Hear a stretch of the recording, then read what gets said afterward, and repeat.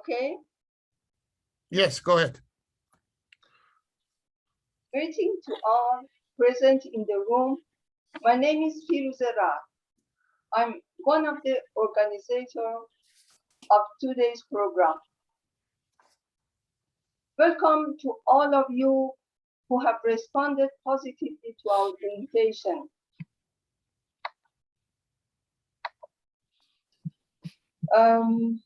And are participating in this program.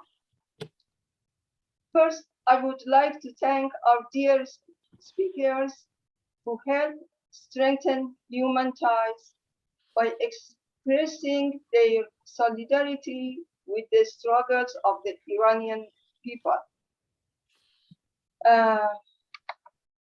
Solidarity is the light of hope for human being, and hope is a key element in changing and building a better world. This program is organized by a group of Iranian revolutionary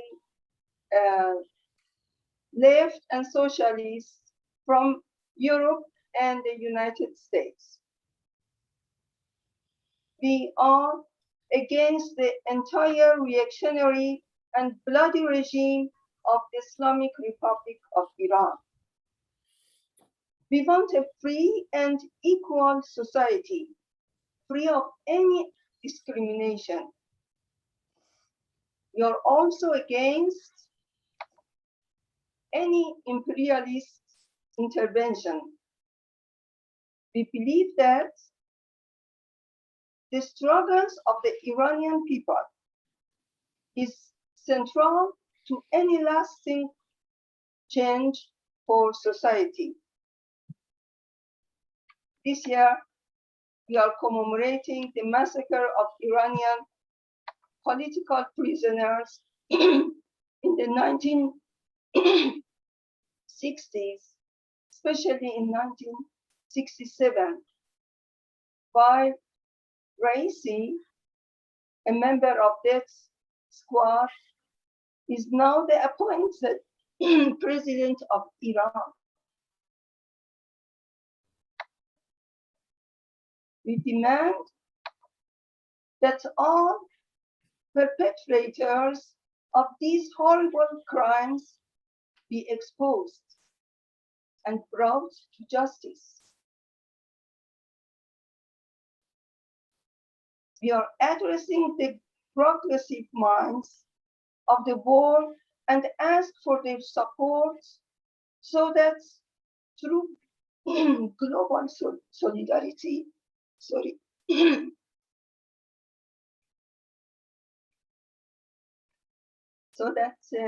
global solidarity, we support the Iranian people's struggles to defend liberty and all fundamental human values.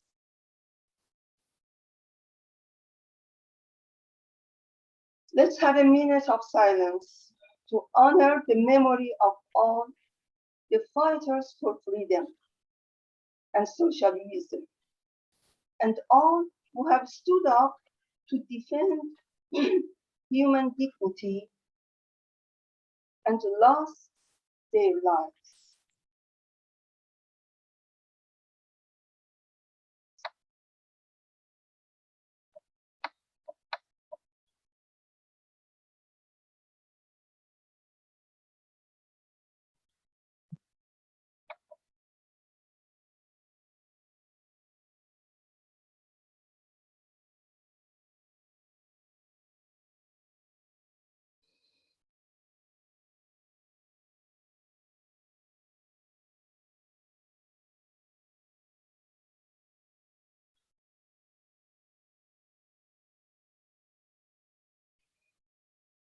Let's continue the program, and our moderator is Elahe Amani. Elahe Amani is a gender, peace, and social justice activist. She served the California State University system for 31 years in a different capacity as lecturer, in the Women Studies program, and also director of academic technology, and retired 2 years ago as emeritus status.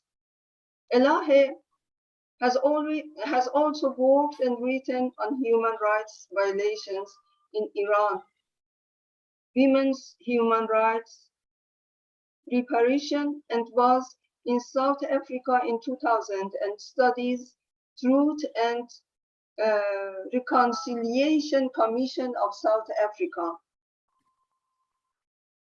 She is a trained mediator and conflict transformation specialist who graduated from Pepperdine School in California and has been one of the consultants and global trainers on gender and peace building for Mediator Beyond Borders for the past 13 years.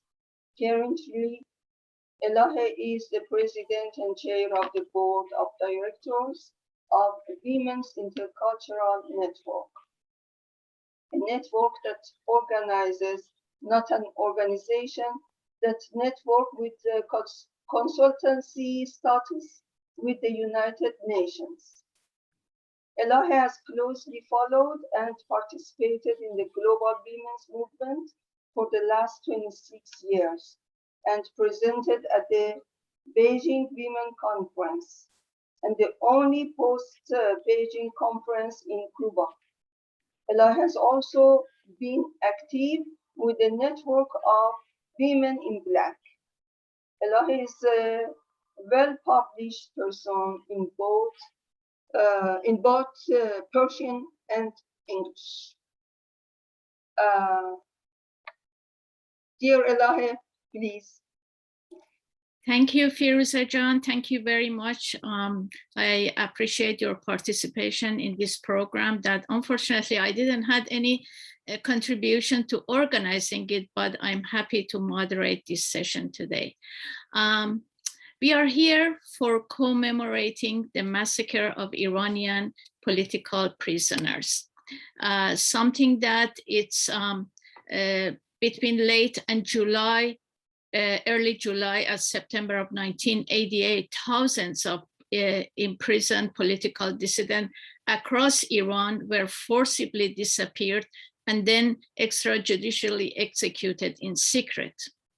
For more than 30 years, the Iranian authority have systematically concealed the circumstances surrounding their death and the whereabouts of their remains. Thereby, circumstances surrounding their death and the whereabouts of their remains are subjecting the victims, including those killed and their surviving families, to the crime of enforced disappearance. Many of those killed during this time were subjected to torture and other cruel, inhuman, and degrading treatment or punishment in the process. The killing operated outside legislations, and trials were not concerned with establishing the guilt or innocence of defendant. Survivors of the massacre have made various calls for justice and prosecution for the event. Canada called the event a crime against humanity. In this program, we will hear from Shahin Chitsaz, one of the survivors of 1988 massacre of Iranian prisoners, and three distinguished scholars, Moshe Machover, who is mathematician, philosopher, and socialist activist, Mike Macnair, professor of law at University of Oxford, and Yassamine Mather, editor of the academic journal Critic, and a researcher at University of Oxford. So introducing our first speaker, Shahin Chitsaz. Shahin was a political prisoner who survived the massacre of 1980s. She was arrested as a student in connection with a Marxist organization in 1983. She was sentenced to 3 years in prison. After the end of her sentence in 1987, when she was expected to be released. But during that period, the prisoner had to accept certain conditions for their release, such as expressing disgust and denial of their past, their organization affiliation, and conduct interview to be used later for the purpose of propaganda of Islamic Republic of Iran. However, because of her value and commitment to the path that she was taken, she resisted and refused to accept these conditions and was kept in prison until fall of 1990 of that, almost 10 years later. So she's gonna speak in Farsi, in Persian, and then I have a translation that I can't take credit for it, but it was translated by Shahin Navai, and it's here, and I will read it to you. So here we're gonna hear Shahin Chitsaz in Persian. Shahin Jan, بفرمایید.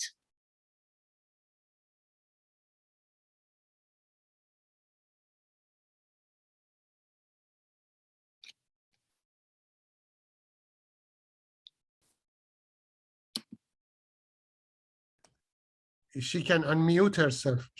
شاهین جان صدای شما بسته است.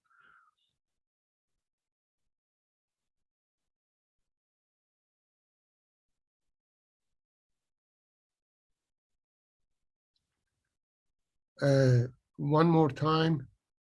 You see something on your screen and just click after you see that one.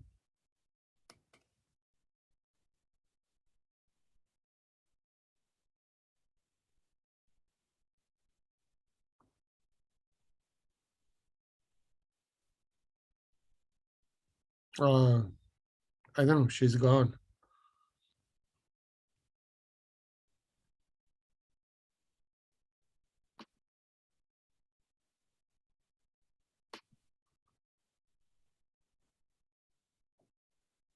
Sorry for technical difficulty.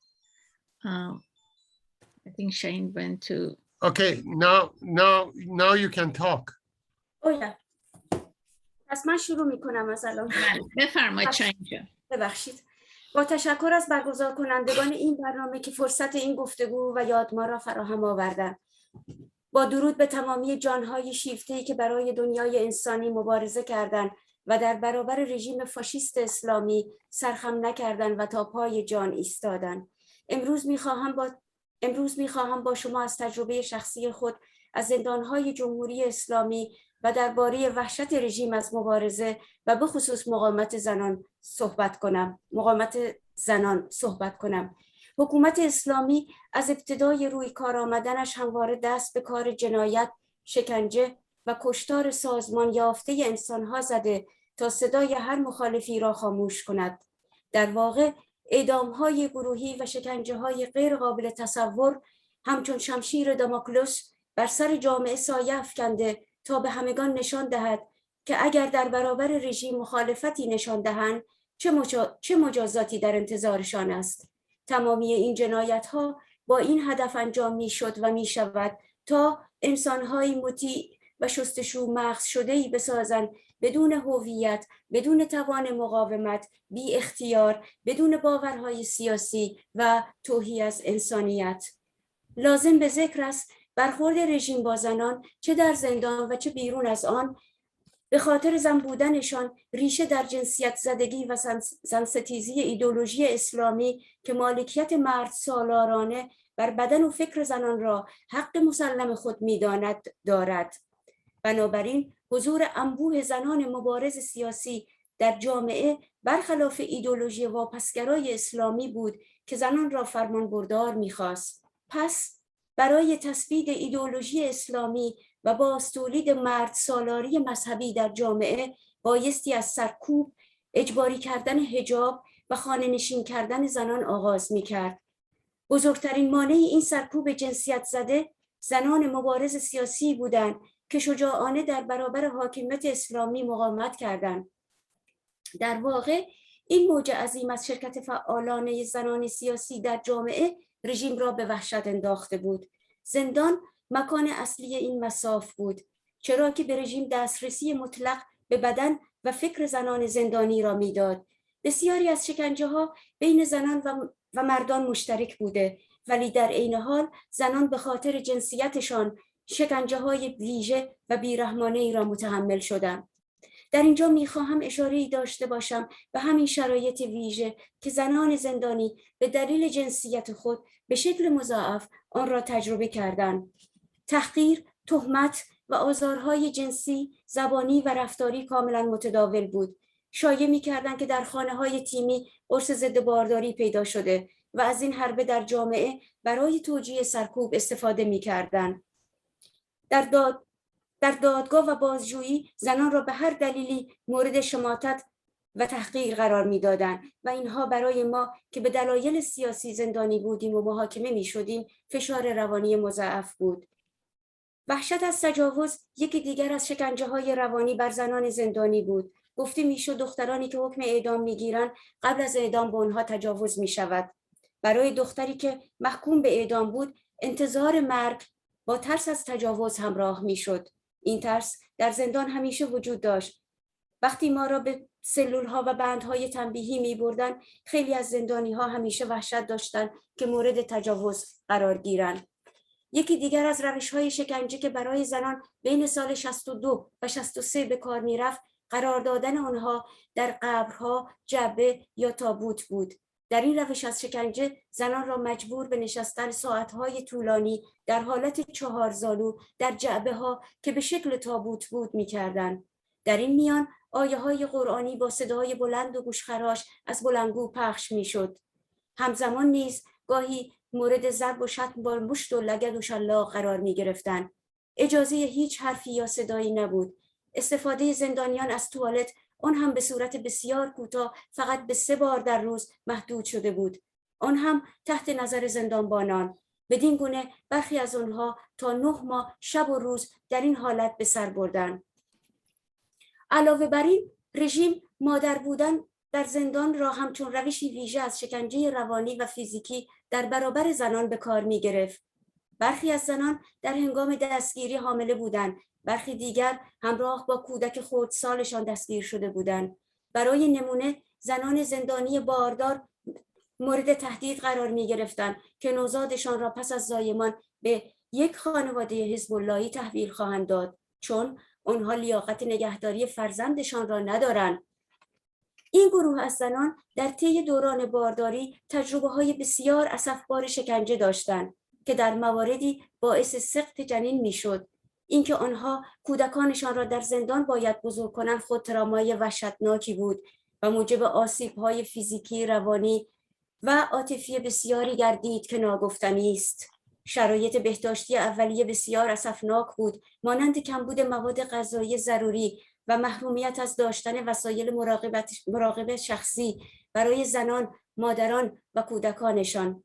این محرومیت یک اقدام سهوی نبود، نه، بلکه رفتاری غیر انسانی نظام یافته که قصدش شکنجه و توهی کردن انسانها از مقاومت بود.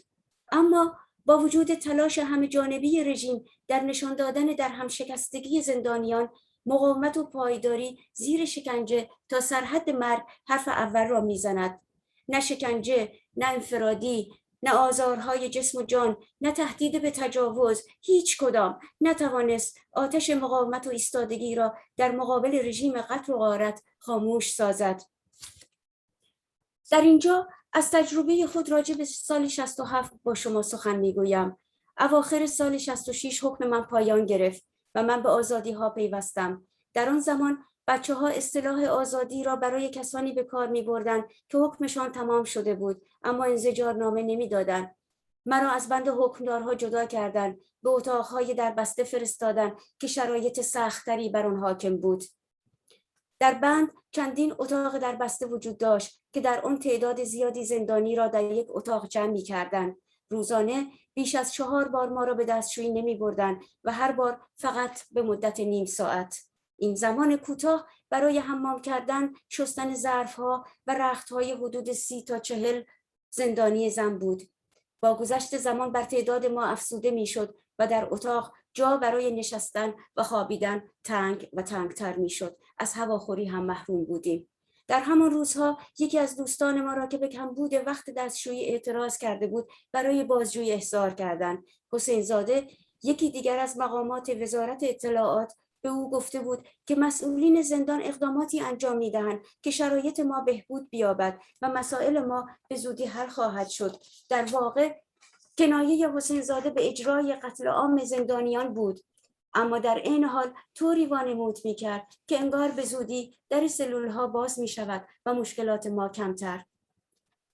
چندین ماه در اتاق‌های دربسته بودیم تا اینکه روزی به گمانم در تیر ماه 67 چند پاسدار مسلح از جمله لاجوردی و مجتبی حلوایی در اتاق را باز کردند و دستور دادند که حجاب سر کنیم. همه اینها مهره‌های اصلی رژیم بودند.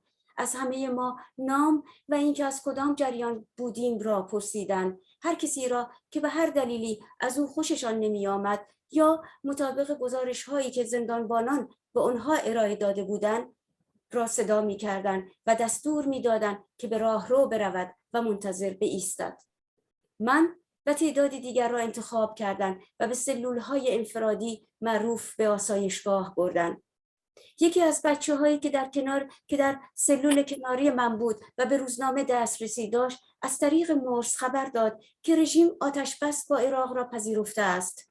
زندانی همسایه گفت که یک سری از دخترهای مجاهد را احضار کردند و آنها را سری اعدام می‌کنند و تمام ارتباط بندها را با بیرون مثل دادن روزنامه، ملاقات و حتی بردن به بهداری زندان را قطع کردند.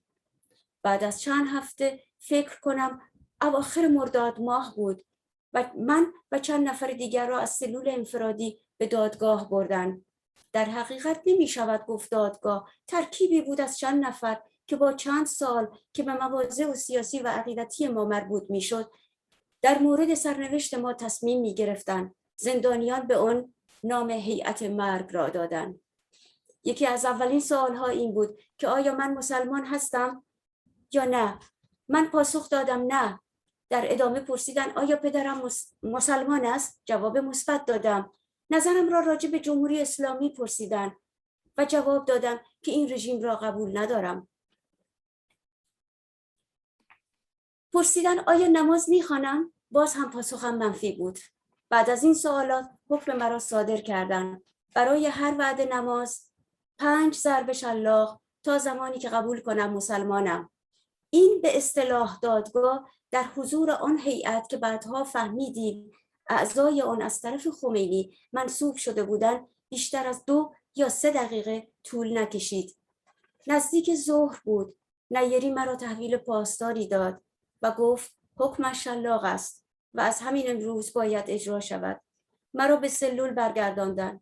صدای چرخ گاری غذا از راهرو به گوش می رسید. هنوز چند دقیقه نگذشته بود که پاسداری در سلول را باز کرد و مرا به بیرون سلول برد. از زیر چشمند دیدم دوستانم در راهرو صف کشیده‌اند. همگی با چادر و چشمند به سوی شکنجهگاه را افتادیم. از بلندگو صدای قرآن شنیده میشد. به سر بند رسیدیم. در آنجا یک نیمکت چوبی بود که کنارش مجتبی حلوایی کابل به دست و چند زن پاسدار ایستاده بودند. زنها قبل از اینکه کابل بزنند بدن ما را بازرسی کردند تا مبادا لباس اضافه پوشیده باشیم که در مقابل کابل از ما کمی محافظت کند. حلوایی که کابل دستش بود پرسید آیا مسلمان هستی؟ نماز میخوانی؟ باز هم پاسخها منفی بود. با فریاد گفت بخواب روی نیمکت. رو به شکم روی نیمکت خوابیدم. حلوایی شروع کرد به کاب زدن به پشت من.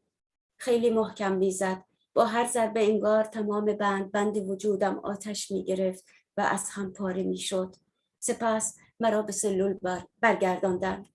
از توی سلول صدای کابل فریاد دوستانم را میشنیدم. احساس میکردم ضربه ها بر بدن من فرود میآیند. تمام عضلاتم منقبض شده بود و به نوبت بعدی فکر میکردم که 3 ساعت بعد بود، یعنی ساعت 4 بعد از ظهر، و به نوبت‌های بعد از آن که میشد موقع غروب، بعدتر ساعت 12 شب و بار دیگر در ساعت 4 صبح. 5 بار و هر بار 5 ضربه کابل روی هم رفته 25 ضربه در روز. روزها و روزهای دیگر تکرار این وعده ها بود. روزهای بی پایان. سری اول این شکنجه 14 روز ادامه داشت و هر کسی در حد توانش مقاومت کرد. چند نفر دست به خودکشی زدند که از میان آنها متاسفانه سهیلا درویش جان خود را از دست داد. بعد از ما نوبت سری های بعدی بود که حدوداً 22 روز ادامه پیدا کرد. اکثر آنها در اعتراض به این حکم اعتصاب غذا کردند. از این سری 2 نفر 550 ضربه کابل خوردند. پایان مرگ بود. شرایط بسیار سختی بود. فاصله وعده های کابل زیاد نبود. لحظه ای برای آرامش و حتی خوابیدن نبود. لحظه ها یا با کابل میگذشت و یا در انتظار آن. صدای کابل خوردن دوستانت، صدای قرآن، صدای آهنگران که به طور ممتد پخش میشد. صداهای وحشتناک دیگری هم بود. صدای رژه پاسداران، صدای رگبار از بیرون که همراه میشد با صدای تهدید شده پاسداران که الله اکبر میگفتند.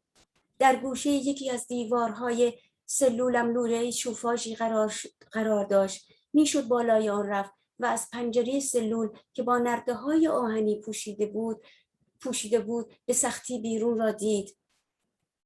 وقتی از بیرون صدای همهمه‌ای شنیدم، از آن لوله شوفاژ بالا رفتم و از لای نرده‌ها دیدم که مردهای زندانی را به صف کرده و میبرند. چشمانشان بسته بود و هر کسی شانه نفر جلویی را گرفته بود. سرود می‌خواندند. چند دقیقه نگذشت که صدای تیربار شنیدم.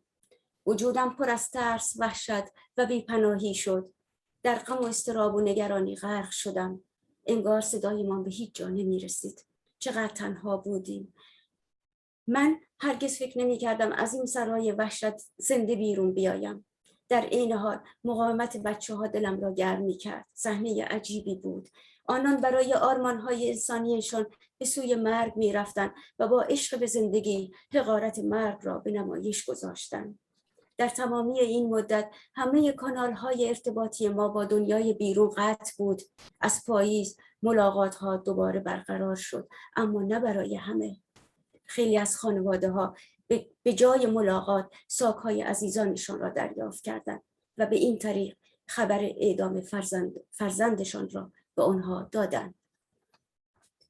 به تدریج فهمیدم که همه زنان مجاهدی را که در اتاق‌های دربسته با هم بودیم را اعدام کردند و ابعاد آن فاجعه را که شامل اعدام هزاران زندانی بود آن روزها که در سلول بودم نمی‌دانستم.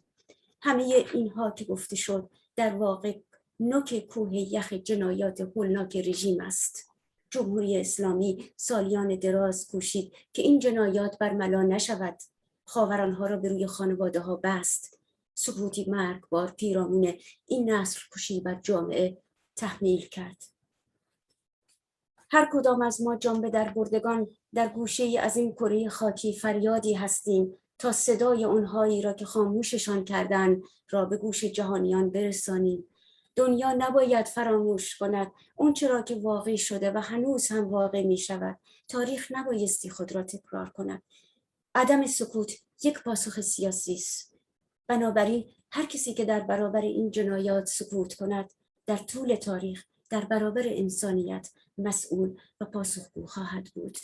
چرا که به قول جان به در برده هولوکاست الی ویزل سکوت همیشه به سرکوبگر کمک می کند و نه به سرکوب شونده. سپاس از توجهتون.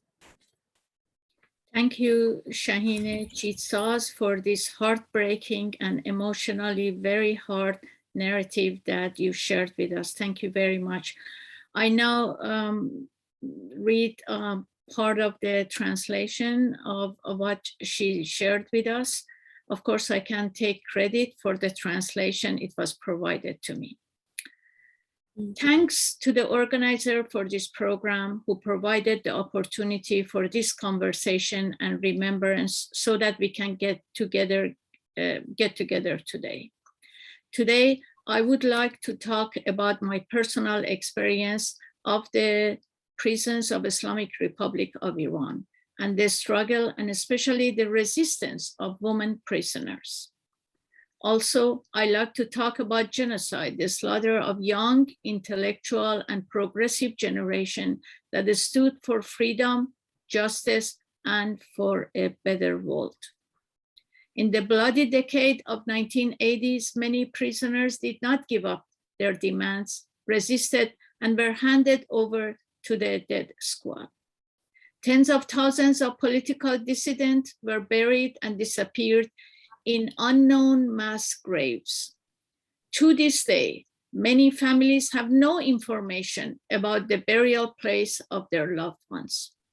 The Islamic regime have always refused to provide information about their burial site and is trying to destroy the mass graves. In fact, unimaginable mass execution and tortures like the sword of Damokal cast a shadow over society to show everyone that punishments awaits for them if they oppose the regime. All these crimes were committed with the aim of creating obedient and brainwashed people without identity, without the power of resistance, without will, and without political belief, and deprived of humanity. It should be noted that the regime treatment of women both in prison and outside is rooted in the sexualization and misogyny of Islamic ideology, which recognizes patriarchal ownership of women's body and minds as their inalienable right. Thus, the large presence of militant and political women in society were contrary to the backward Islamic ideology that called for women to be obedient.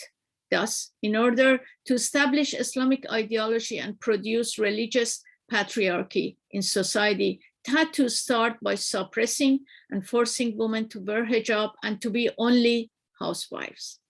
The biggest obstacle to this gender-based repression was women political activists who bravely resisted Islamic rules. In fact, this huge wave of active participation of women in revolution in 1979 had frightened the regime. Here, I would like to mention the special circumstances that women prisoners experienced because of their gender. Humiliation, slander, and verbal and behavioral sexual harassment were quite common. Regime-rumored contraceptive pills have been found in revolutionary homes and use such an accusation to justify the repression in the society. In court and interrogation, women were insulted and humiliated for any reason. The fear of rape was another psychological torture of women prisoners. Girls sentenced to death were said to be raped before being executed. For a girl sentenced to death, the expectation of death was accompanied by a fear of rape. This fear has always existed in prison. When we were taken to the dark cells, many prisoners were always terrified of being raped, and possibly they were raped. Despite the regime's all efforts to show the fragility of human beings, resistance under torture to the point of death are paramount. Neither torture nor solitary confinement, nor the threat of rape could extinguish the fire of resistance against the regime of murder and looting. Between 1983 and 1984, another method of torture used against us. It was to place women in grave boxes or coffins. In this method of torture, women were forced to sit for long hours on these coffin-shaped boxes. Meanwhile, Quranic verses were played out very loud from the loudspeaker. At the same time, they were sometimes beaten, punched, kicked, and whipped. No words or voices were allowed. Prisoners' use of toilet was limited to 3 times a day under the supervision of prison guards. Thus, some women lived under such a harsh torture for 9 months, night and day. In addition, the regime used quote unquote motherhood in prison as a special form of psychological and physical torture against women. Some of the women were pregnant at the time of arrest, while others were arrested with their young child. For example, pregnant women prisoners were threatened with handing over their babies to Hezbollah family after giving birth because they did not deserve to take care of their children. This group of women had very miserable experience during pregnancy, which in some cases led to abortion. The fact that they had to raise their children in prison was a terrible trauma in itself, and it caused a lot of physical and psychological and emotional challenges, damages that's unspeakable.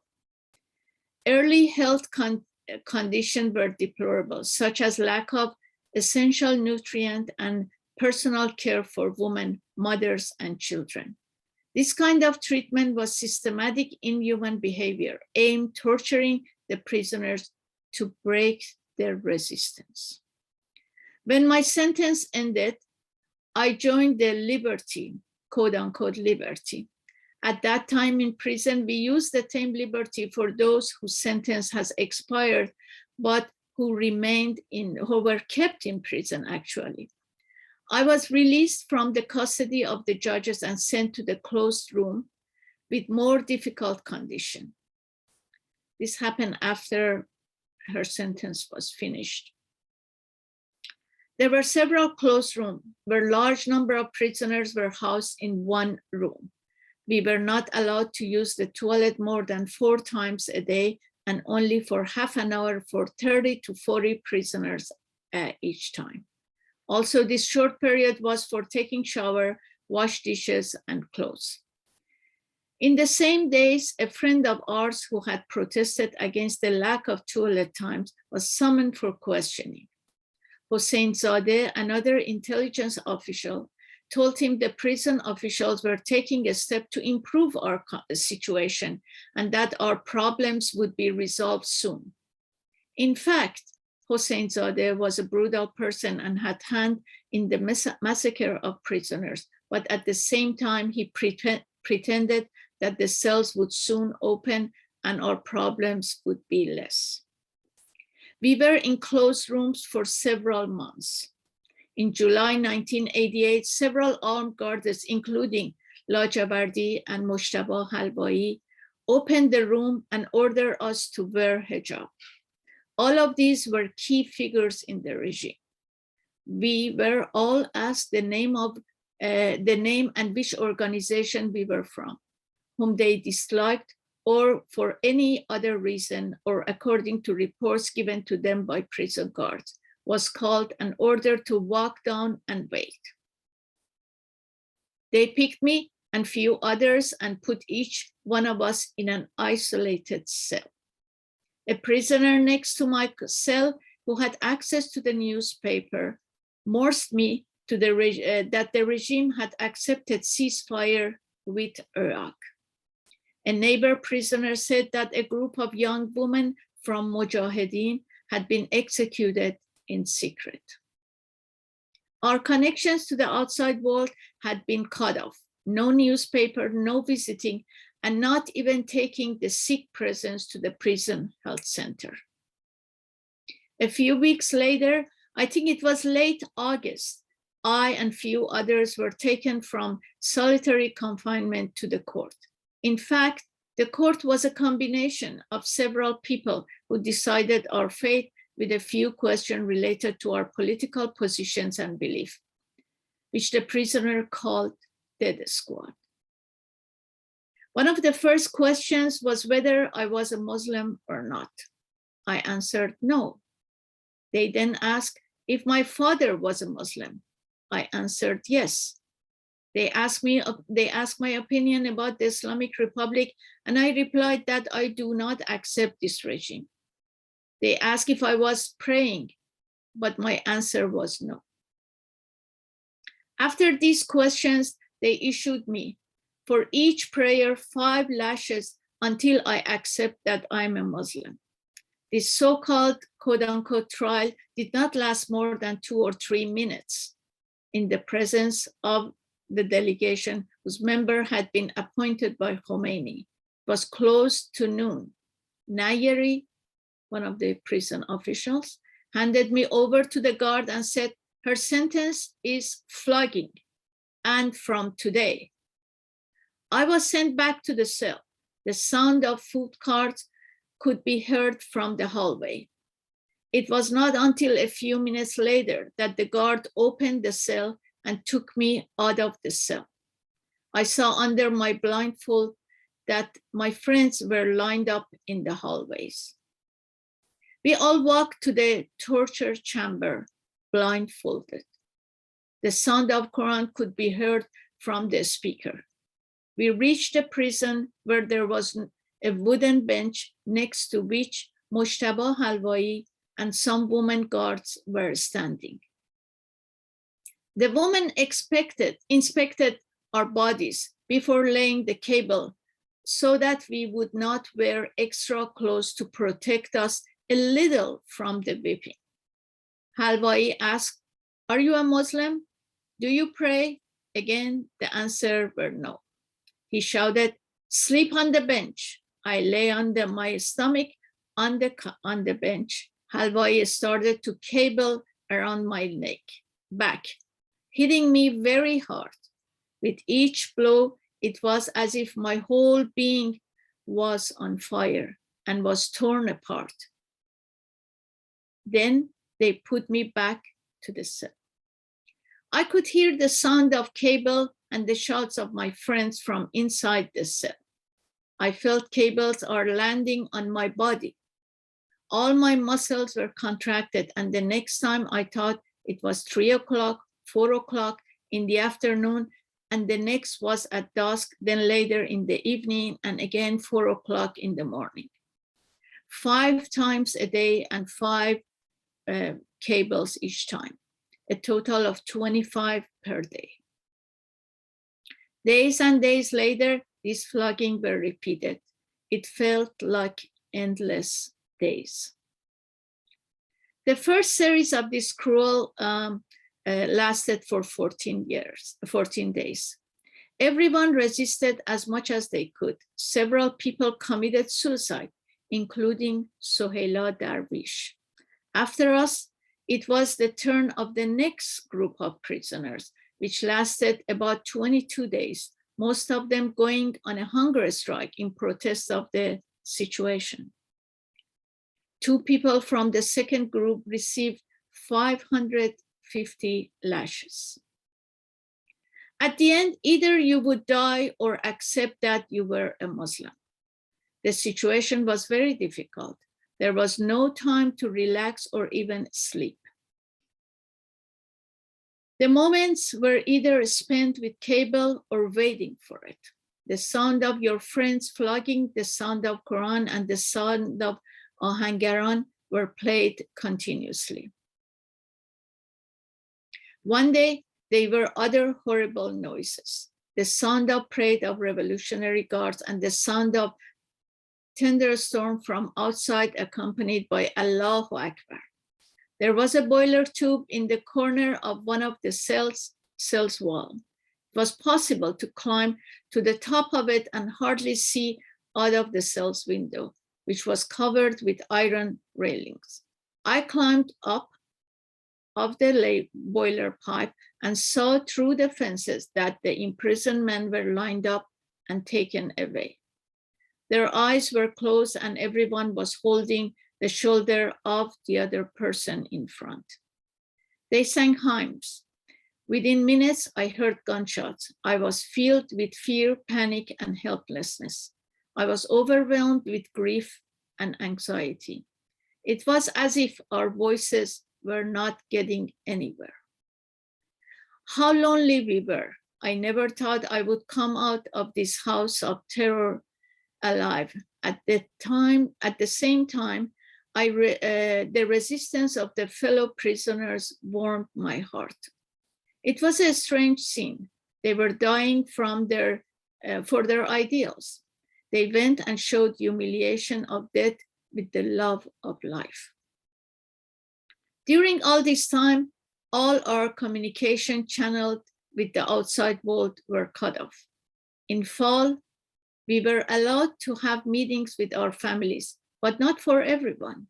Many families received their loved ones belonging instead of visiting them, informing them that they were executed. Gradually, I realized that all the Mujahideen women who had been in the closed room had been executed. I did not know the scale of the tragedy, which involved the execution of thousands of prisoners in those days, which I was in the closed cell. All that has been said is in fact the tip of an iceberg of the regime's crime against its opponent. The Islamic Republic has tried for many years not to expose these crimes. They closed the Khabaran's mass grave to the families. They imposed a deadly silence over this genocide. Now, what is our task? Now, each of us, the souls of bereaved and in a corner of globe, crying out for silenced voice to be heard by the world.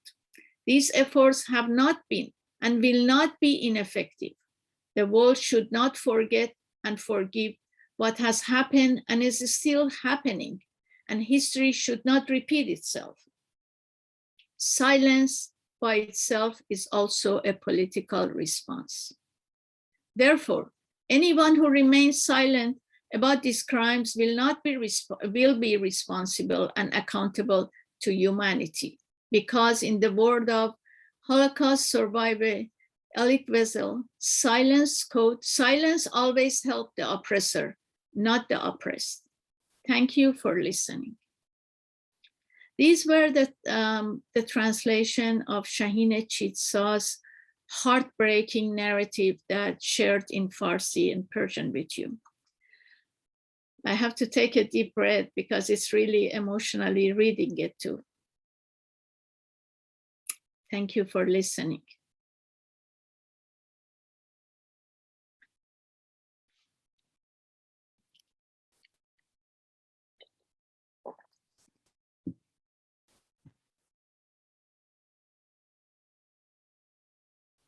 Our second panelist is Mr. Mike Macnair. He is a founding member of a steering committee of Hands of People of Iran. He's professor of law at St. Hugh's College, University of Oxford, and the author of the book, Revolutionary Strategy. Thank you, Mr. Macnair, to being with us. The mic is yours. Thank you. Thank you. That, as you say, was a very distressing first talk to listen to, and there's a sense in which what I'm talking about is that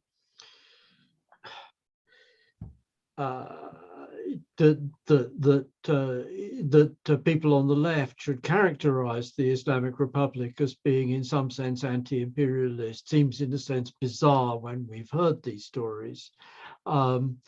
So I'm going to talk a little bit about why it was thought, but also about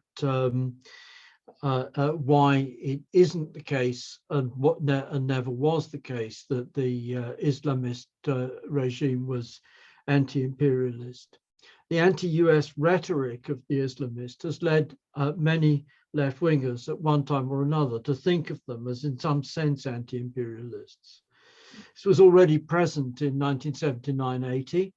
I'm old enough to remember debating the issue in the British left. At the time, I was actually on the wrong side on this question. I was knew enough to understand that the Afghan Mujahideen were not an anti-imperialist force, but succumbed to the majority view of the Fourth International, the Trotskyist organization, that the Islamists represented a form of nationalism, and that this attempt to resolve the national question would in some sense drive them towards, by way of the doctrine of permanent revolution, would naturally drive them towards anti-imperialism and socialism.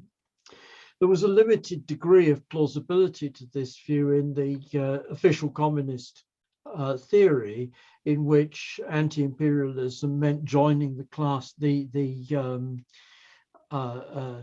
geopolitical camp of the Soviet Union. But it was already extremely questionable in the light of the integration of many nationalist politicians and groups and regimes in the imperialist world order in the period before 1979-80, and the price which communists and labor movements had repeatedly paid for trusting nationalists. So, for example, in Indonesia is merely a single example. Actually, Iraq as well, that the communist movement had paid a very significant price for aligning itself with the, quote, national bourgeoisie, unquote. Once the USSR fell, the plausibility of this reasoning diminished to near zero. But left-wingers have, in fact, nevertheless clung on to it. It was a recurrent theme in leftist arguments in Britain in the Stop the War coalition. I take it at the outset that the believers, the Islamists are anti-imperialists, are right to think that Islamists of the type of the Iranian regime or of the current Turkish government are in fact a kind of nationalist. It's one that places more value on patriarchalism and national cultural tradition than liberal or leftist nationalism, to be sure, but this was just as much true of German Romantic nationalism or Spanish clerical nationalism in the Napoleonic period in the early 1800s. I specify further that though they promote anti-US and anti-Westernizing rhetoric, the Islamists are not socialist or anti-capitalist. This is clear enough from their conduct in government. Not anti-capitalist even in the reactionary anti-capitalist sense. We could say that there could be a reactionary anti-capitalism of attempting to eliminate large-scale industry and restore the old landlord clerical peasant regime, send the peasants home to the people from the towns home to the country, home in quotes to the countryside. We can perhaps imagine the Khmer Rouge in 1975-76 as pursuing an actually anti-capitalist, reactionary anti-capitalist policy. But there's no sign of any such demodernization in the Iranian Islamic Republic, or for that matter, other Islamist regimes. Insofar as there is demodernization in the 1990s and 2000s, it happens through US interventions, destroying economies and wrecking societies and putting, leaving people with nothing to do except somehow to scrape a living. Finally, its general point, by imperialism, I mean specifically a global regime in which some countries are held in subordination to other countries for the benefit of the economies of the imperial countries. That contrasts with ancient empires, which characteristically spread more or less uniform culture and relations of production within their state territories, whether it's the Roman Empire or the Achaemenians or the Sasanians or the Chinese empires, but holding borders against outside barbarians, or with feudal territorial expansionism, which is driven by landlord and peasant land hunger, like the German Drang nach Osten as the Germans migrated into Eastern Europe, the Iberian Reconquistas, Spanish speakers and Portuguese speakers migrated southwards against the Muslim inhabitants of the area, or the English expansion into Wales and Ireland.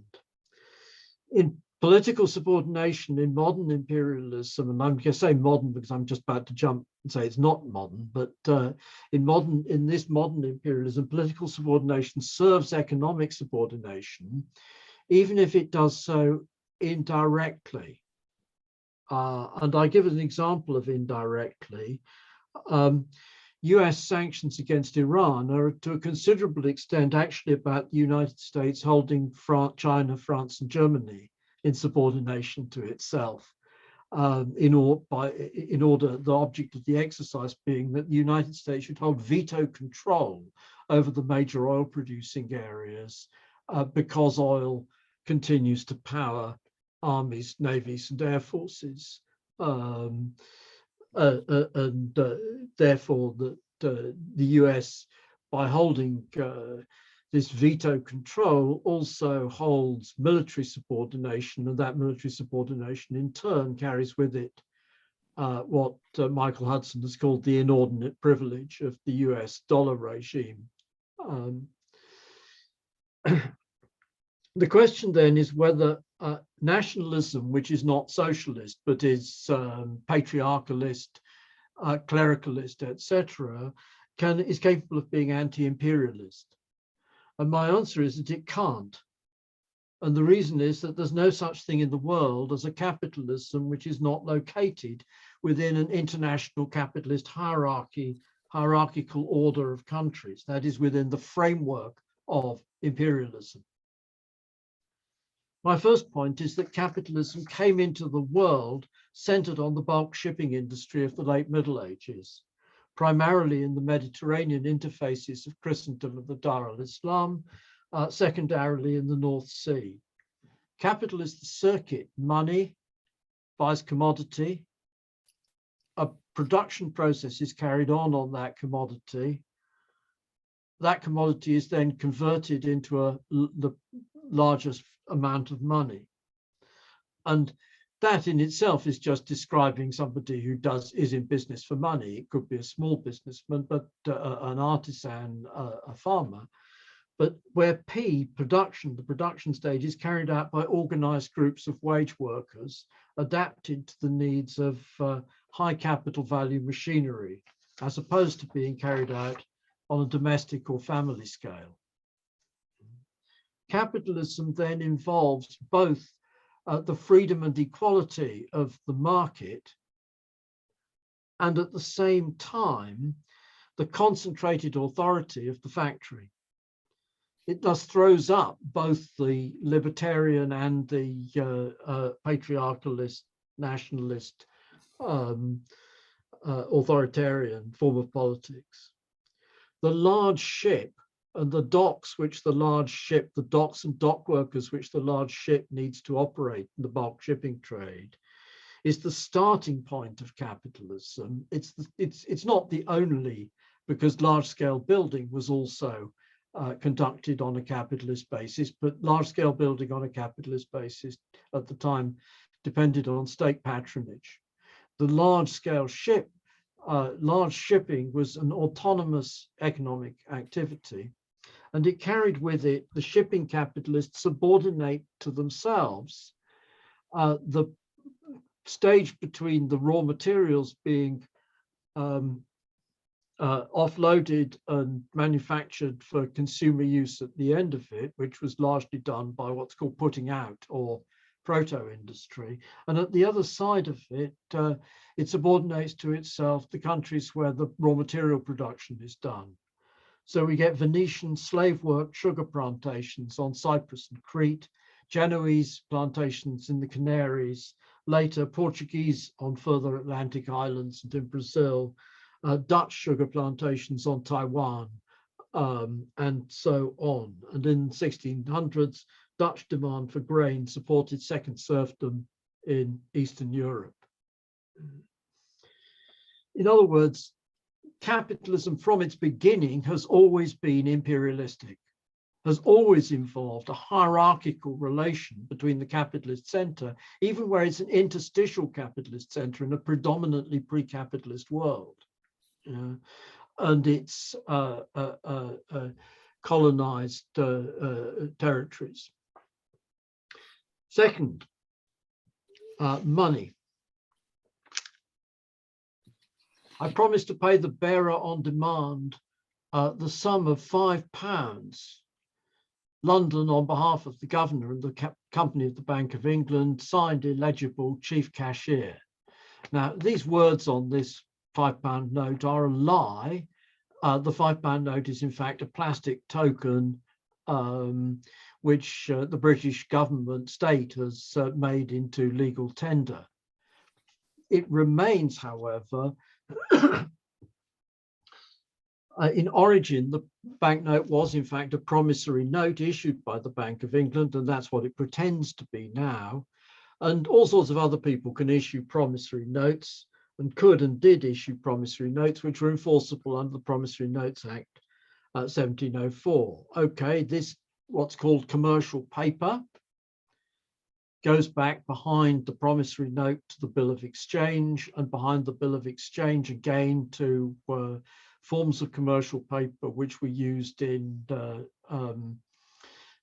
Islamic and medieval Islamic and Jewish commercial practices in the Mediterranean. It has been argued that it's Byzantine in origin. Nonetheless, what lies behind it? The fact is, we imagine Marx's theory of money is a commodity theory of money at its base. But in fact, it's already the case in the late Middle Ages that there is insufficient gold, silver, and copper in the world, even at a very high velocity of circulation, to satisfy the transactions needs of the late medieval economies. How do we have payments in this system? How does money, which remains central to capitalism, how does money work? And late medieval economies relied to a considerable extent on interpersonal credit. The farmer runs a credit account with the shoemaker, which is to be paid off at harvest time, and the shoemaker with the butcher, and so on and so forth. But that's not on a sufficient scale for actual capitalist shipping and related operations. Bills of exchange and such instruments are instruments of impersonal credit. They work because the state enforces debts. The reality is the state enforcement of debts is already in the late Middle Ages around 80% of what court systems, where we have records of court systems, as we do in England, as we do in France, as we do in Venice. Around 80% of what court systems do is debt collection, enforce debts. The state makes the transferable debt enforceable against the original debtor by the transferee from the creditor. And it's that enforcement of transferable debt, which again begins in the Italian commercial city-states, which makes it has great difficulty. The Islamic law has considerable difficulty in handling transferable debt because of the interest rules, and there are great there's a long book of discussion of difficulties which are involved. Nonetheless, the problem is, I've simplified, but the problem is, why don't the debtors just run away to another jurisdiction to avoid paying? The answer is that the state discriminates against foreign traders. The state discriminates against defaulting debtors.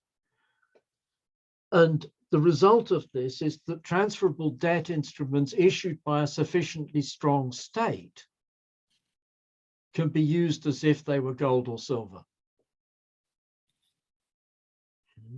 It's the strength of the state which enables its, in the global hierarchy, which enables the state's credit instruments backed by that state to be money internationally. Thus, bills on Amsterdam in the 17th century, bills on London throughout the long 19th century and down to the 1930s, dollar financial arrangements in the second half of the 20th century, in the first half of the 21st. The consequence of this centrality of the state and of state discrimination against foreign traders to the actual role of money is that there is no such thing as a non-mercantilist capitalist state. There cannot be a non-mercantilist capitalist state. Free trade in the 17th century was a mercantilist policy in the interests of the already dominant Dutch capital. Free trade in the 19th century was a mercantilist policy in the interests of the already dominant British capital. Free trade in the late 20th, 21st century is a mercantilist policy in the interests of the already dominant US capital. And it's complicated, obscure, corporate overseas networks. The hegemons change. The place of different countries in the hierarchy changes. The United States before 1776 was a full colony. After 1776, between 1776 and 1861, the United States was a semi-colony, which was controlled by Britain through the common interest between the British and the slaveholder, the southern slaveholders, as compradors tied into the British textile industry. 1861-65, the United States succeeded in breaking free. Actually, several countries. In 1848 to 51, France succeeded in breaking free from political subordination to the UK. In 1861 through 1871, Germany succeeded in breaking free from being divided up, which had been a policy of the UK to keep Germany divided ever since 1713 at the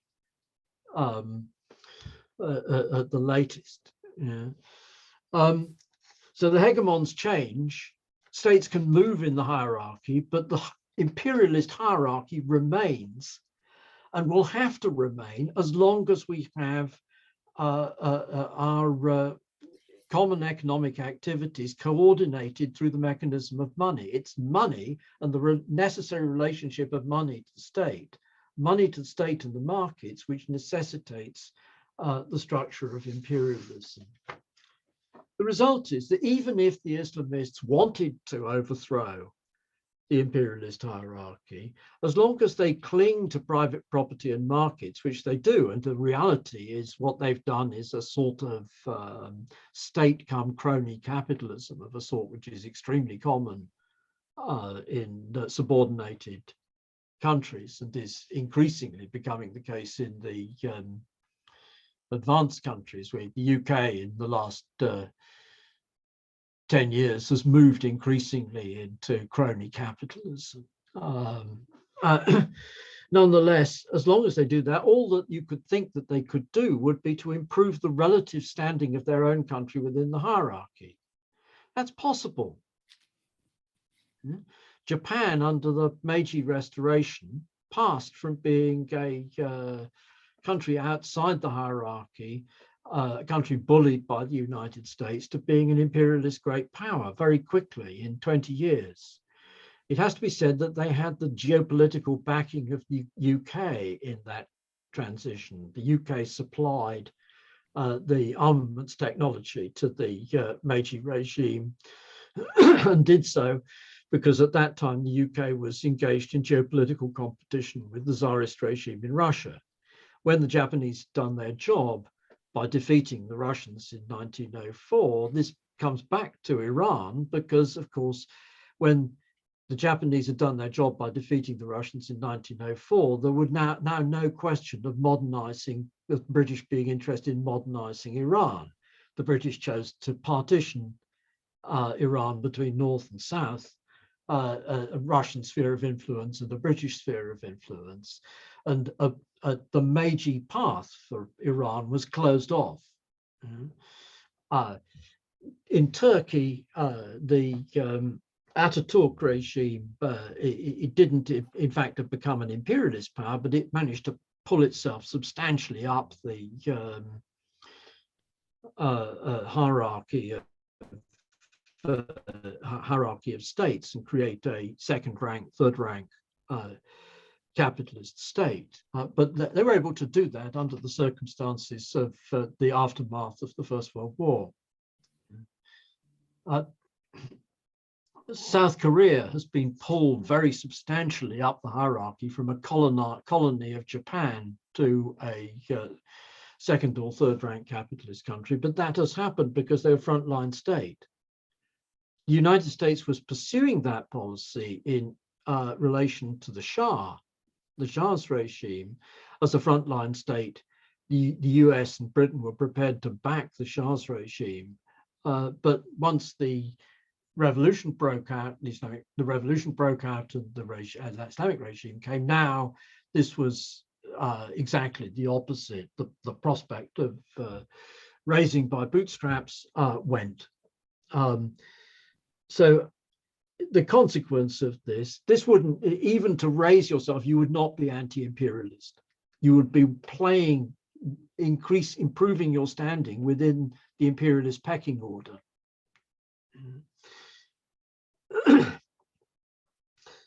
That's in any case excluded. So the anti-imperialist rhetoric, anti-US rhetoric of the regime must be understood to be really for domestic consumption only, rather than actually representing anything real in terms of its policy. That's it. Thank you very much. Thank you very much. Appreciate your talk. Now I'm gonna share with our Iranian Persian participants as in Farsi some of the key points of your talk. خلاصه صحبت دکتر مکنر. شعارهای ضد آمریکایی اسلامگرایان باعث شده است که بسیاری از چپگرایان آنها را به نوعی ضد امپریالیست تصور کنند. اما در حقیقت سرمایه‌داری یک سری زنجیره‌های انحصاری بین‌المللی و عملیات مالی است که در یک سلسله مراتب دولتی سازماندهی شده‌اند. و این از آغاز سرمایه‌داری به این روش در عملیات حمل و نقل عمده در مناطق مدیترانه‌ای جهان مسیحیت و دارالاسلام صادق بوده است. از آنجا که اسلامگرایان همواره به مالکیت خصوصی و بازارها چسبیده‌اند، حداکثر می‌توانند وضعیت نسبی کشور خود را در سلسله مراتب امپریالیستی مانند ژاپن در رژیم میجی یا ترکیه در زمان آتاتورک بهبود بخشند. اما این چیزی نیست که ضد امپریالیست تلقی شود، زیرا که بیش از میجی ژاپن و یا حتی برای ایران ژئوپلیتیک منطقه چنین تحولی به اصطلاح ضد امپریالیستی را از سال 1906 حذف کرده است. بدین ترتیب شعارهای ضد آمریکایی رژیم اسلامی به سادگی برای مصرف داخلی به کار می روند و نه بیشتر. البته این یک بخش خیلی خیلی مختصری از صحبت‌های مستر مکنر بود و ایشون خیلی صحبت جالبی داشتن با توضیحات بیشتر که حالا شاید در آینده متن اونو دوستان به فارسی ترجمه کنن. Our next speaker is Mr. Moshe Machover. He is a mathematician, philosopher, and a social activist noted for his writing against Zionism. Born to a Jewish family in Tel Aviv, then part of the British Mandate of Palestine, Mr. Machover moved to Britain in 1968, where he became a naturalized citizen.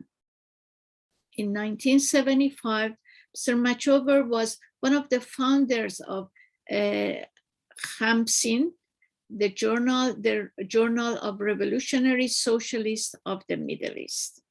Many of his articles from Khamsin are included in the collection Forbidden Agendas.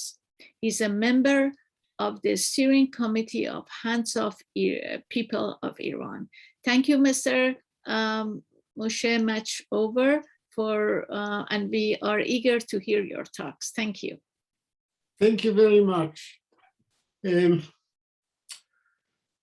I salute the Iranian Revolutionary Socialist comrades. It is a privilege to be able to address you. I will not go into historical discussion.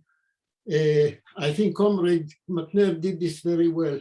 I will start by referring, especially since I'm Israeli by origin, I would like to discuss the present situation, which is really a war that Israel is conducting against Iran.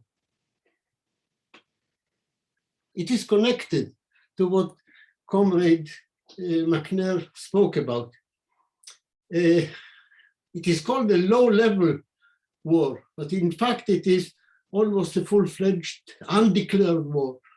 A recent article in the Israeli newspaper Haaretz spoke about hundreds of operations of assassinations, bombing and sabotage by land, sea, air, and cyberspace.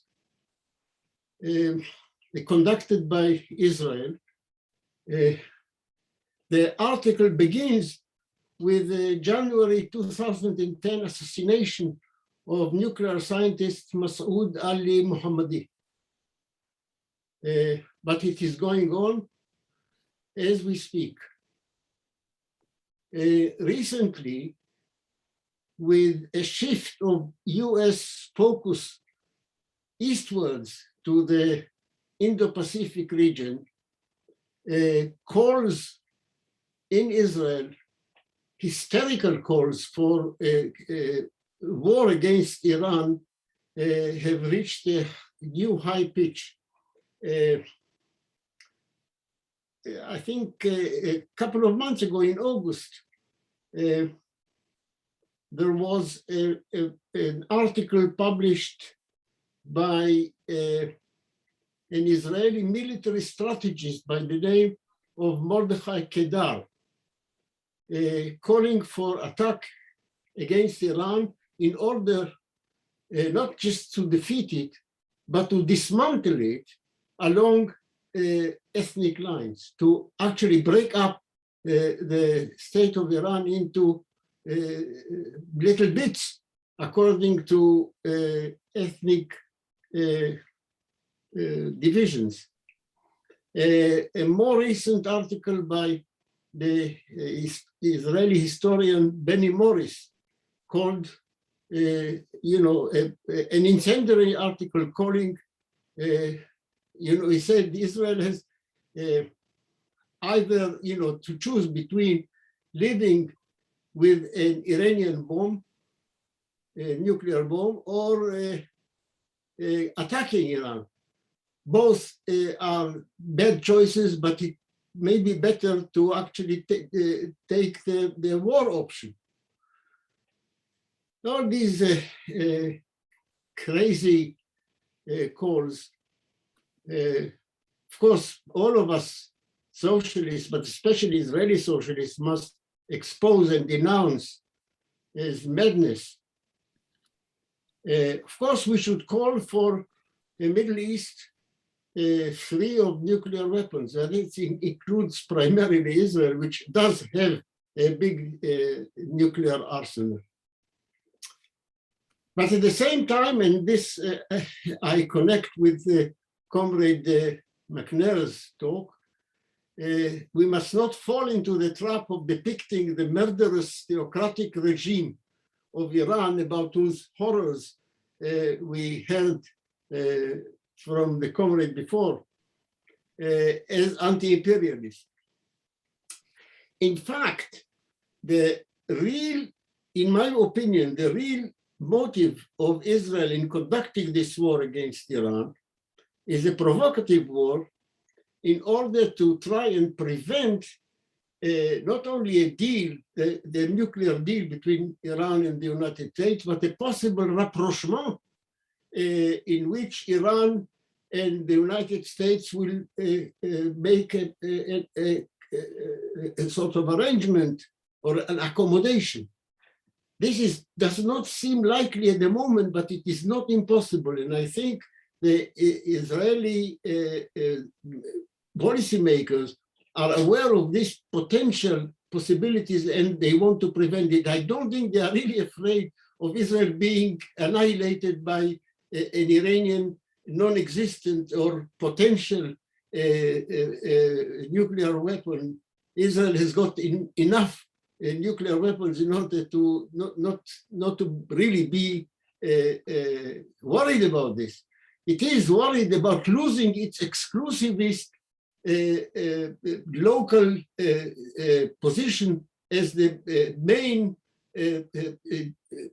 junior partner of the United States in the Middle East region and beyond. It is jealous of this position. And in order to prevent it, it is making this provocative series of warlike attacks. I want to remind you also that when necessary, before the present policy of Israel, in the early years of the Islamic Republic, Israel and the Islamic Republic knew how to make a deal between them when it suited them and the interests of American imperialism. I'm referring, of course, to the Iran-Contra affair, which took place in the mid-1980s, whereby Israel was the middleman of transferring weapons from the United States to the Islamic Republic. The money received for these transactions, part of them were profits by Israeli capitalists, but the rest was transferred to the Contras in Nicaragua. So they know very well how to collaborate. And this is not the only case where these enemies nevertheless know how to share their interests.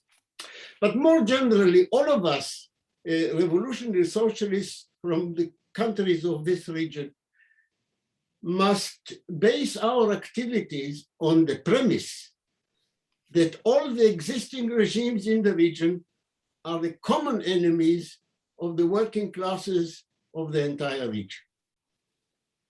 This is not just a slogan. This is a reality. Because the working classes of all our countries in the region have a common historical interest. It is not just an interest of solidarity. It is because a socialist transformation will crucially depend not just on solidarity, but on coordination between the revolutionary socialist forces in the various countries. They cannot do it by themselves.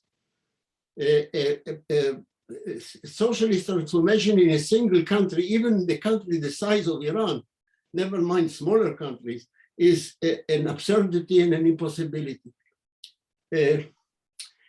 Inseparable from the agenda of socialism in the Middle East is the agenda of liberation of the oppressed nationalities of this region. Primarily, I want to mention two very clear examples: the Palestinian Arab people, long under occupation, dispossession, and ethnic cleansing, and of course the Kurdish nation. These are not just local problems. They cannot be localized in a single country. They are problems of the whole region, and they can be only solved on a regional basis in a socialist context. So we all of us have a common project and a common interest. So I would like to end my short talk by calling for establishing a regular communication among revolutionary socialists in the various countries of our region. It is a vital necessity, and it is long overdue. Thank you very much. Thank you very much. I appreciate your talk. Now I'm gonna share some of the key points of translation of Mr. Moshe Machover to our Persian Iranian participant. درود به رفقای سوسیالیست انقلابی ایرانی. صحبت و باز کردن جنگ نازل اسرائیل علیه ایران، موارد بسیار ترور و بمبگذاری و خرابکاری. ندای جنگ با ایران اخیراً به حد هیستریکی رسیده است با تغییر تمرکز آمریکا بر منطقه هند و اقیانوسیه. برای مثال فراخوان استراتژیست ارتش اسرائیل برای تجزیه ایران بر مبنای قومیت‌های ایران و یا مقاله آتش افروز مورخ اسرائیلی بنی موریس خواهان خاورمیانه بدون سلاح‌های هسته‌ای بشویم و این خواست شامل اسرائیل نیز هم هست. ولی در این حال نباید به دام نشان دادن رژیم تئوکراتیک قاتل ایران به عنوان ضد امپریالیست بیفتیم. به طور کلی همه ما سوسیالیست های انقلابی کشورهای منطقه فعالیت‌هایمان را بر این نظر بنا کنیم که همه رژیم های منطقه دشمن مشترک طبقه کارگر در کل منطقه هستند. زیرا یک تحول سوسیالیستی به طور پایه‌ای بستگی به همبستگی فعال و هماهنگی بین آنها دارد و به همین دلیل برقراری ارتباط منظم بین سوسیالیست‌های انقلابی کشورهای مختلف منطقه بسیار مهم است. These were just some of the words shared by Mr. Machover, and I hope that the whole text of his talk be completely translated to Persian. Thank you very much, Mr. Machover. Our last panelist, not least, is Yassamine Mather. She is the editor of the academic journal Critic. She's a researcher at the University of Oxford and a member of the steering committee of Hands Off the People of Iran. خوش آمد میگم به خانم یاسمین مطر. بفرمایید.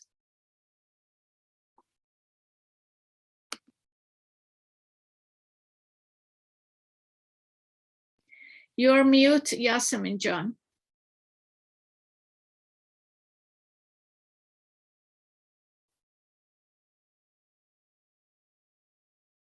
Mr. Farshid, can you?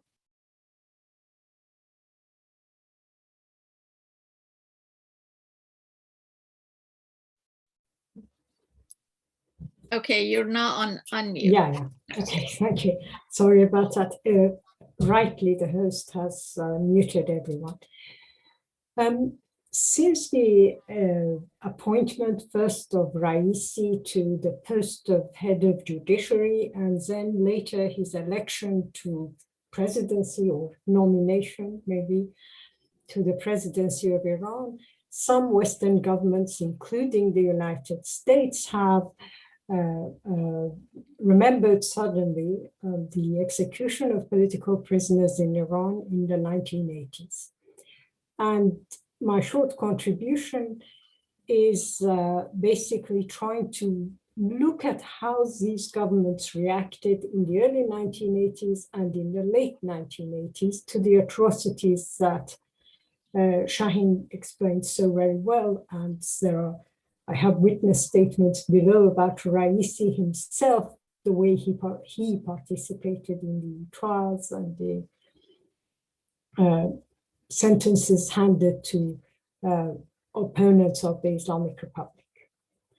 The one thing I want to start with is that this concept of human rights that many Iranians have a lot of illusions about, when it's pronounced by Western governments, and to a certain extent, when it's even mentioned by a large number, many of the so-called organizations that deal with political prisoners, it has a lot to do with that particular time's interest in terms of colonial, imperialist, capitalist interest in the globe. That's why, for example, when historically, when the US or the West had allied itself with nationalists in Indonesia, with dictators in Latin America, with the apartheid regime in South Africa, or currently with Saudi Arabia or Israel, we never hear a lot about human rights issues. Sections of the media try here and there to bring it up, but it never is the agenda. It's only when their interests lies in raising such subjects that they suddenly remember, oh, there are prisons in this or that country. And in a way, we should also remember that after the revelations about how the US and UK dealt with prisoners in Guantanamo, in Abu Ghraib, all the information we now have about rendition, people shouldn't believe too much in their claims for human rights. So what did they do in the early 1980s? The early 1980s in Iran, a new government, an Islamic one, had come to power. Quite a number, not the scale of 1988, but quite a number of left-wingers were executed, taken from the street, taken from the meetings. For the West, this didn't matter at all. Why? Because on the one hand, their entire policy had geared towards accepting this Islamic government as a better solution than the possibility of the revolution continuing, or the fears they had that left-wingers or communists might come to power. Remember, this was the time of the Cold War. The main enemy was the Soviet Union. And for them, in fact, the very ideas that the Islamic government was executing left-wingers was quite good. It was quite positive. That was what they had wanted. So why worry about it? The important news items at the time were the US embassy hostages, the ex-Shah's travel in search of sanctuary. And then we had the start of the war with Iraq, where their allies, at that time, their ally Saddam Hussein was involved in that war, some would say started that war. The one thing that didn't matter was human rights in Iran. They didn't even bat an eyelid when Khomeini issued a fatwa against the Kurdish people. Later on, you remember when he issued a fatwa against one individual, Salman Rushdie, there was endless reportage of it. But the fatwa against an entire nation, an entire section of the Iranian population was completely ignored. And I think that sums up the early 1980s. In the late 1980s, we have to again look at the political context of relations between Iran and Western governments. We have from August 1985 to 4th of March 1987, what Moshe referred to very well, and I won't need to explain too much about it, the whole Iran Gate scandal. So senior administration officials were involved in this deal. They were in the middle of all these, 7 American hostages in Lebanon were also going to be released by Hezbollah. Israel was involved, Swiss banks were involved, the Contras were involved. Just for those who don't know, I'm sure some of it might not be historically very accurate, but as far as we know, Oliver North Macfarlane visited Iran on behalf of Ronald Reagan. There is even talks that one of them or both of them took cakes to Ayatollah Khomeini. This is the context with which Iranian left-wingers were getting arrested and killed in large numbers. Why should they worry about it? And then we had this later part, after 87, we had August 1988, the end of the Iran-Iraq war.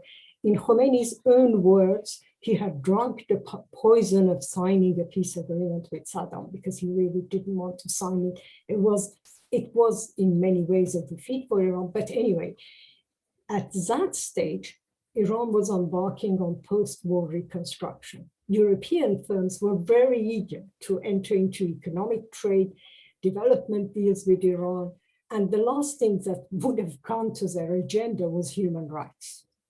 It isn't that the West didn't know these executions were taking place. It isn't the case that the Western governments were unaware of it.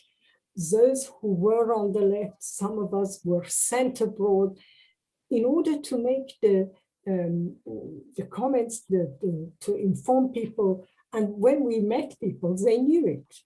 However, we really couldn't find anyone who wanted to pay any attention to what we were saying. There were two elements to this. On the one hand, the People's Mujahideen, who were described in this horrible fatwa of Khomeini as muharib, i.e. those who are waging war against Allah, and leftists, murtadid, apostates from Islam. All of these, as far as the West was concerned, the Mujahideen were associated with people who probably the US government associated them not with what became later the best friend of Giuliani, the mayor of New York, and Donald Trump, but they remembered him as they remembered them as the organizations that had successfully killed a number of US military personnel during the Shah's time. So their death was no concern to the United States, their executions. The left, again, we are still talking of the context of Cold War. And for the US, I don't think there was a distinction between pro-Soviet, anti-Soviet Iranian leftists. As far as they were concerned, anyone on the left was part of this Cold War, and therefore their death didn't matter. And we really did see a complete, if you like, a complete acceptance of what was going on in Iran. I'm not saying they were encouraging it, but they were certainly not opposing it. They were not fighting it. They were not calling for any trials. They weren't interested in it. Khomeini's 1988 fatwa, which led to this,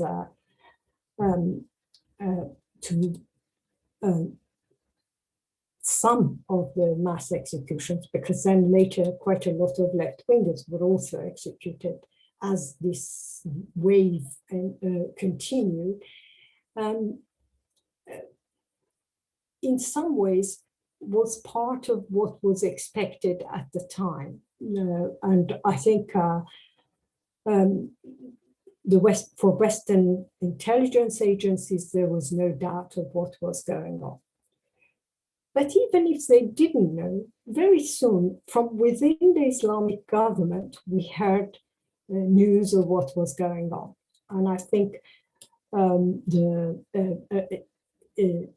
person who was later put under house arrest, who was demoted from being the heir apparent to Ayatollah Khomeini, was Ali Montazeri. For whatever reason, he opposed this, or at least he thought these were getting out of hand. I'm not a fan of his, I'm not a supporter of Montazeri, but at least he gave us enough information for us to know that the authorities within themselves had discussions on these subjects. He called it an extraordinary situation, and he referred to the fact that maybe the whole execution system had gone beyond acceptable levels. Now, let's not forget that the Islamic Republic started first executing people who were from the previous regime and moved very quickly, I would say, March, April of 1979, not long after coming to power, arresting and executing left-wingers.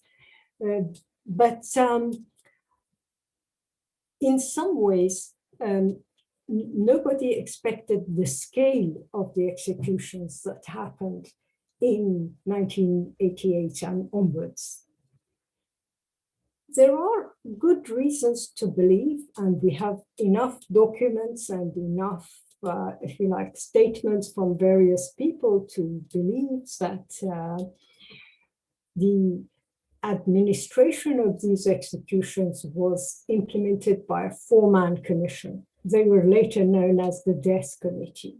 They were Hossein Ali Nayeri, who at the time was a judge, Murtaza Eshraqi, the then Tehran prosecutor, Ibrahim Raisi, who at the time was Deputy Prosecutor General and is currently Iran's president, Mustafa Pur Mohammadi, who again was the representative of the Ministry of Intelligence in Evin prison. On Raisi's responsibility, it is not just the fact that he was on the judiciary. We do have his signature. Some of the political prisoners have released papers that has his signature regarding various sentences. In some ways, he even has kind of admitted to this. He does not dispute his presence in the courts that took place. He also does not deny that Montazeri refers to him as someone who was there. His excuse at times is that I was the deputy, and some of the prisoners I have spoken to preparing for this talk told me that, yes, he was a weak man amongst the four committee, but his weakness was in accepting the role of Nayeri and Eshraqi. It wasn't, his weakness was not in support of the prisoners. In fact, he was an obedient servant of the prosecutor. What we have is also the fact that I don't think it is sufficient or it is good enough to just identify Raisi as the man responsible, just because in the interests of Western governments nowadays, he is the man people talk about. The reason we shouldn't do that is that everybody in the Islamic government, and everybody in Iran for that matter, knows what went on in those years. And therefore, no part of the Iranian government, reformist, semi-reformist, conservative, fundamentalist, whatever names these dozens of factions call themselves, is in a position to say, well, I didn't know about this. They knew about it, or if they didn't know about it at the time, they have known about it since then, exactly because Rafsanjani has spoken about it, Ayatollah Montazeri has spoken about it, the press and the media have spoken about it. So in some ways, they're all responsible for this situation, because having known about this, having heard what was going on, they have not done anything to expose it. They have not resigned their positions as president, as deputy president, as candidate president. I would go as far as Mousavi, who was candidate for presidency. All of these people collectively are responsible for what happened, and yet most of them are happy to say, well, I wasn't in the trial or I wasn't in the death committee, but that isn't, in my opinion, a sufficient defense of any of these people. Lastly, I would say is that the Western governments are in a very bad position, because at the time they knew, as I said before, some of us who came from, we were in Kurdistan at the time. I was with Fedorian Aghalia, others with other organizations. When we came abroad, either as visitors or when we had to leave because we couldn't stay any longer there, we did try and meet people from left-wing organizations, the Labour Party in the UK, all sorts of people. And both Mike and Moshe have referred to the left that didn't want to hear because this was the wonderful Islamic Republic, it was anti-imperialist, how dare we, these were minor issues. However, there were exceptions, and I want to at least here talk about those exceptions. Despite the position, the official position of Socialist Workers' Party in Britain, Paul Foot, who at the time was a journalist and wrote in the more popular paper Daily Mirror, agreed to speak to us and actually published a very long article on the subject. In terms of the British Labour Party, the only person who agreed to see us was Jeremy Corbyn. And as much as I've often criticized him, as much as I've often said he is not left-wing, he's reformist, and I maintain this. But on this, you have to agree that he was the only person who was interested in the subject. We told him about the mass executions in prison. He spoke to us for a couple of hours in the House of Commons. And a few days later, he was a backbencher. He was in a position to write a motion, and he did write. He did raise the issue from what they call here the floor of the House of Commons. So there were very few exceptions. Having said that, many of the same people didn't. Many of the same organization, or later the same people, did not continue in keeping what I would call a principled position when it came to supporting the political prisoners in Iran. I want to leave it here. I have, and I will publish some statements that former political prisoners have kindly sent to me, and I've translated to English, but I will add them in the text of what I'm writing, because some of it is detailed and it would be better to go into the question and answer. Thank you.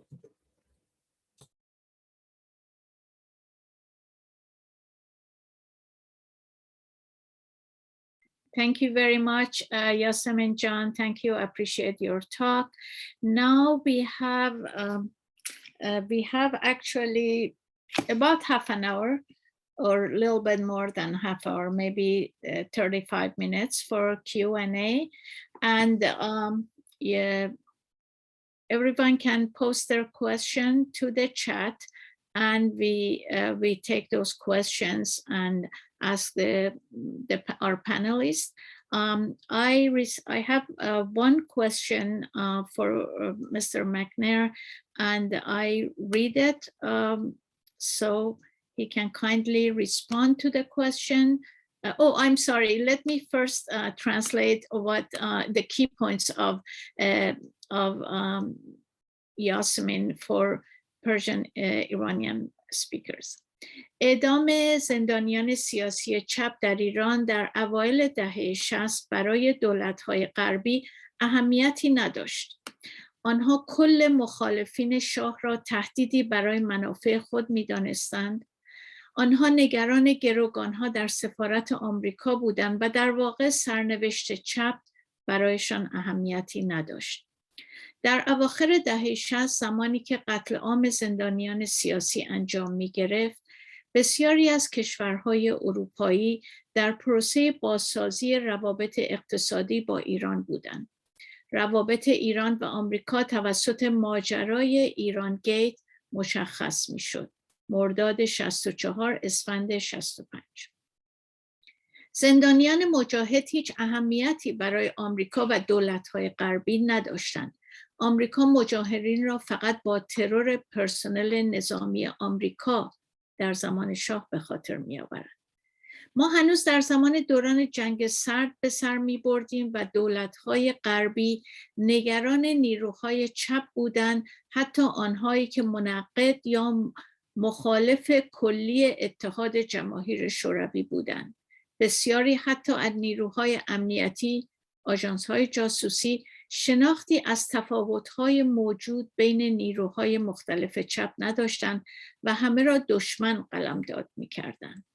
در مورد مسئولیت رئیسی، او در قوه قضاییه کار می‌کرد و گفته می‌شود که احکام اعدام بسیاری را امضا کرده است.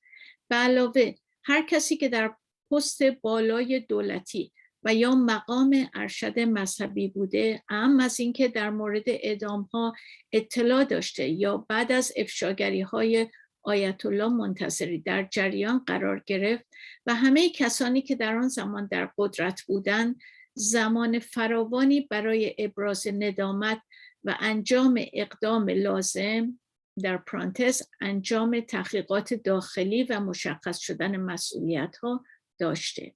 بنابراین نه تنها رئیسی بلکه همه آنهایی که در حال حاضر در ایران در قدرت هستند و همه کسانی که در اواخر دهه 60 در قدرت بودند، از جمله افرادی که متعلق به جناح اصلاح طلب هستند، مسئولند و باید به خاطر سکوت در برابر آن کشتار عظیم پاسخگو باشند.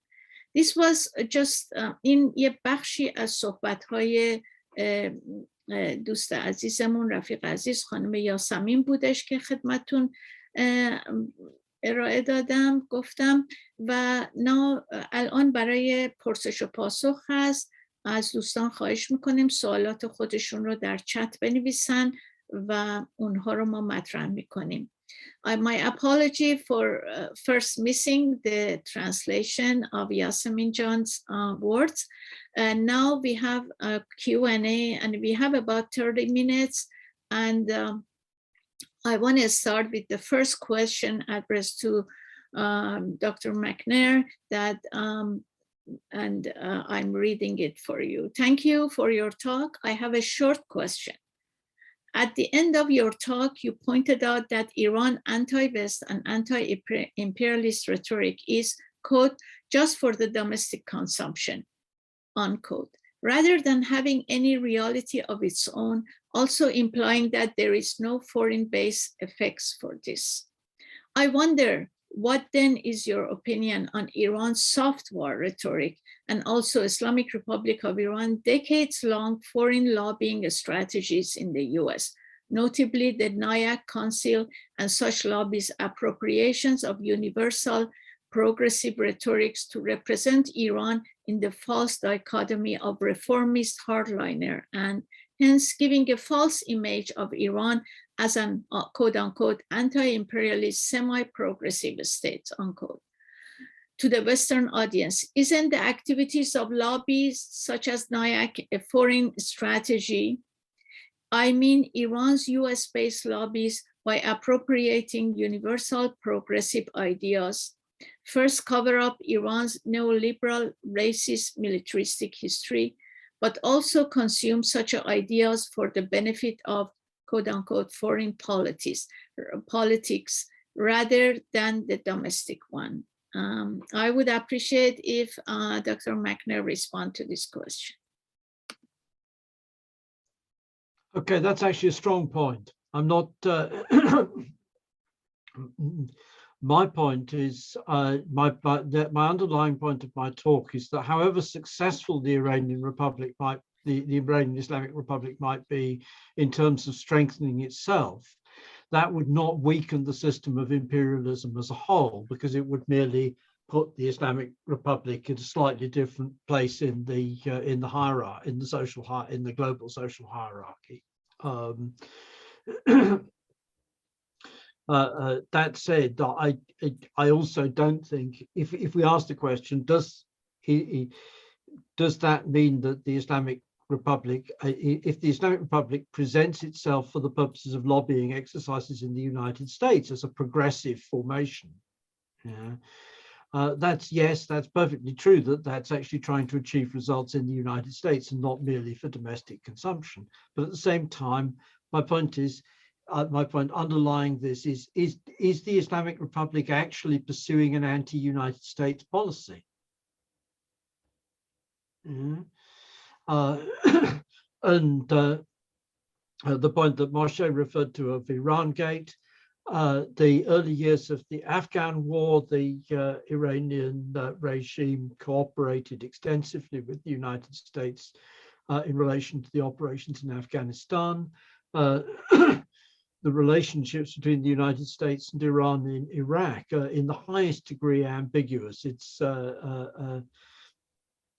reasonably clear that the Islamic Republic must have reined in Muqtada Sadr in southern Iraq at some point, and what the considerations, what the deals were that were made in that context. So my point is not that the Islamic Republic doesn't represent, I probably misleadingly, if I was misleading if I was suggesting by saying it's for domestic consumption, that the Islamic Republic isn't doing anything as far part of diplomatic offences. My point is that its conduct is not consistently anti-imperialist and can't be, because that's not the world that it lives in. That's it. Thank you very much. I think you also, there is another question for you, Mr. Macnair, in the chat that, or this is your response. There is another question coming up. Is that your response? I can't clearly, there are a lot of chat coming. I can't see if this is a question from Matthew Kelly to everyone. Mike Macnair, I want to make sure I properly understand what you mean when you talk about debt.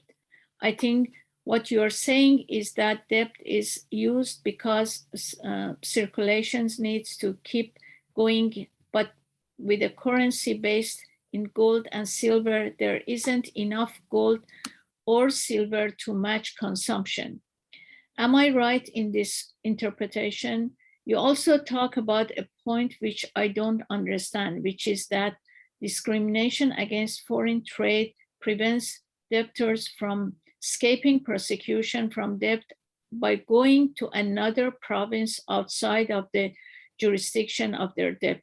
Can you give an example of this so I can better understand? Thank you.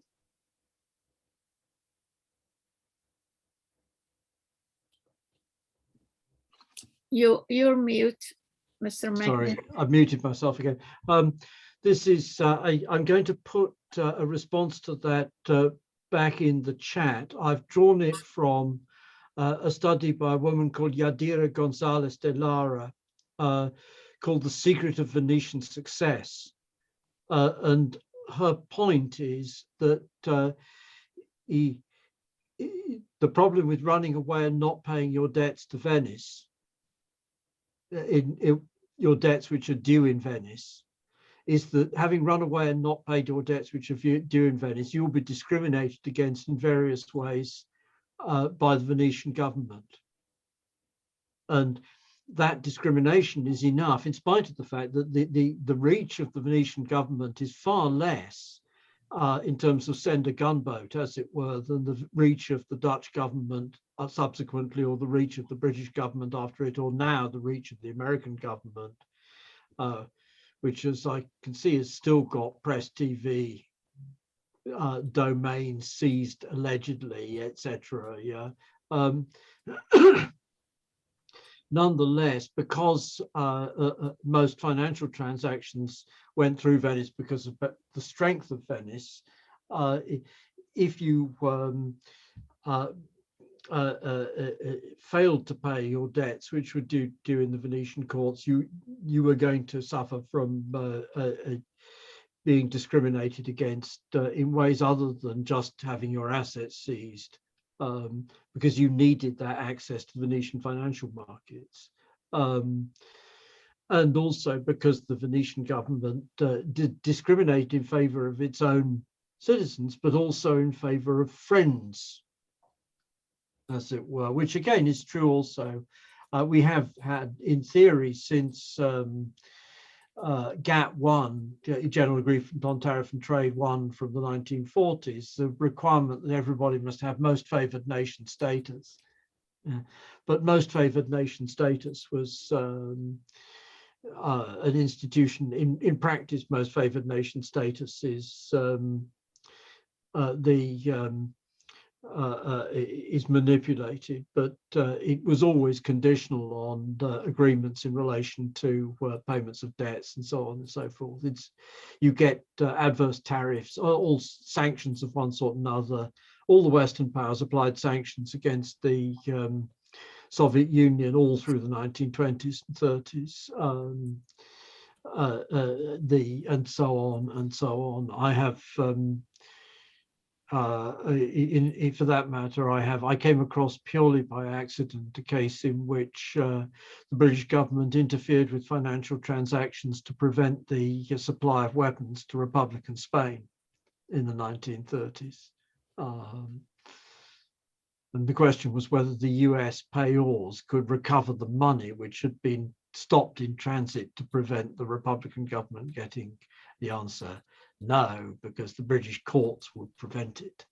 The intersection between the geopolitical and the economic extremely strong. And of course, we've seen it again right now with the AUKUS agreement to simultaneously create a Australian, US, UK military agreement sitting beside NATO, and simultaneously to shut the French out of the supply of submarines in order to try and drive French shipbuilding out of that particular market. Thank you very much. I have another question for Ms. Moshe Machover from Firuze that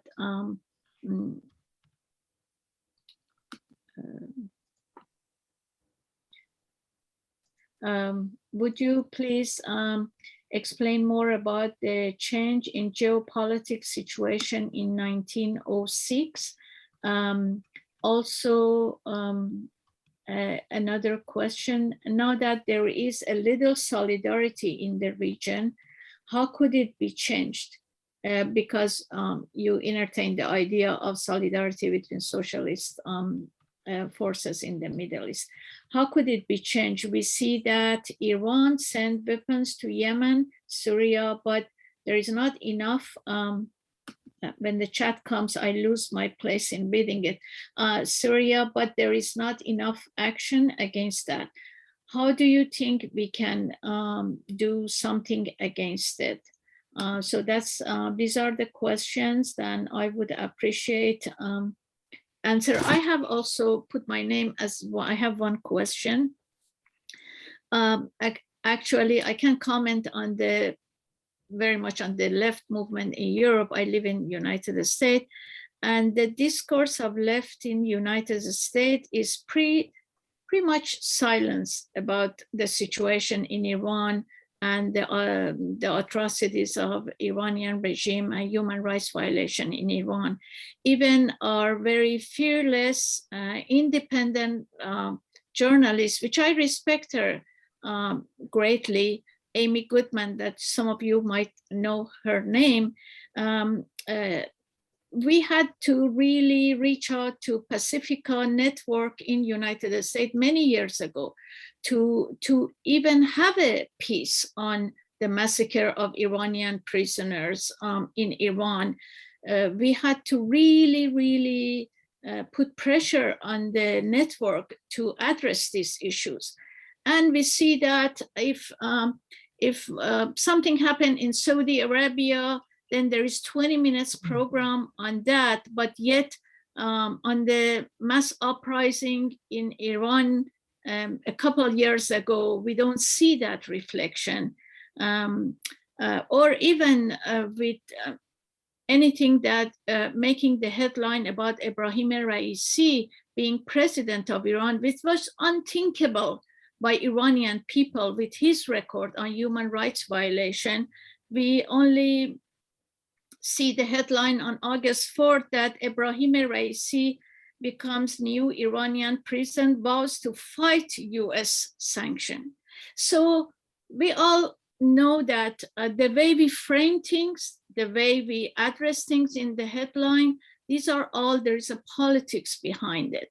And I really, many people, thousands of Iranian American, like myself, we find ourselves being caught in the either or dichotomy, that we're not part of it. We are neither supporting US against Iran or supporting Iran against US.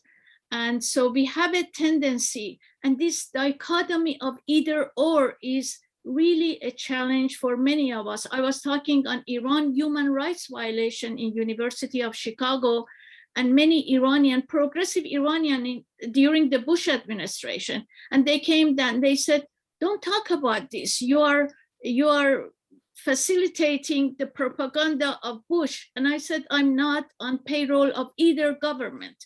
I'm entitled to speak my mind. So this is the challenge. And I see this rhetoric, yes, Yassam and John, the Western powers have rhetoric using human rights about Iran, but not Saudi Arabia. I totally agree with you. But I see that some self-claimed or claimed organization, left organization, doing the same and highlighting everything in Saudi Arabia and keeping silence about Iran.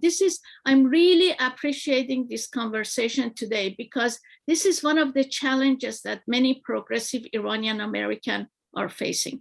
Thank you. And we go back to the question. Sorry, I get this is a very emotionally loaded issue for many of us here in United States. So I go back, and I would appreciate Mr. Machover respond to the question, and Yassamine John respond to the question. Thank you. I must admit that I didn't understand the first question that referred to 1906. That's to Mike, I think, sorry. Oh, I'm sorry, that was to Mr. Macnair.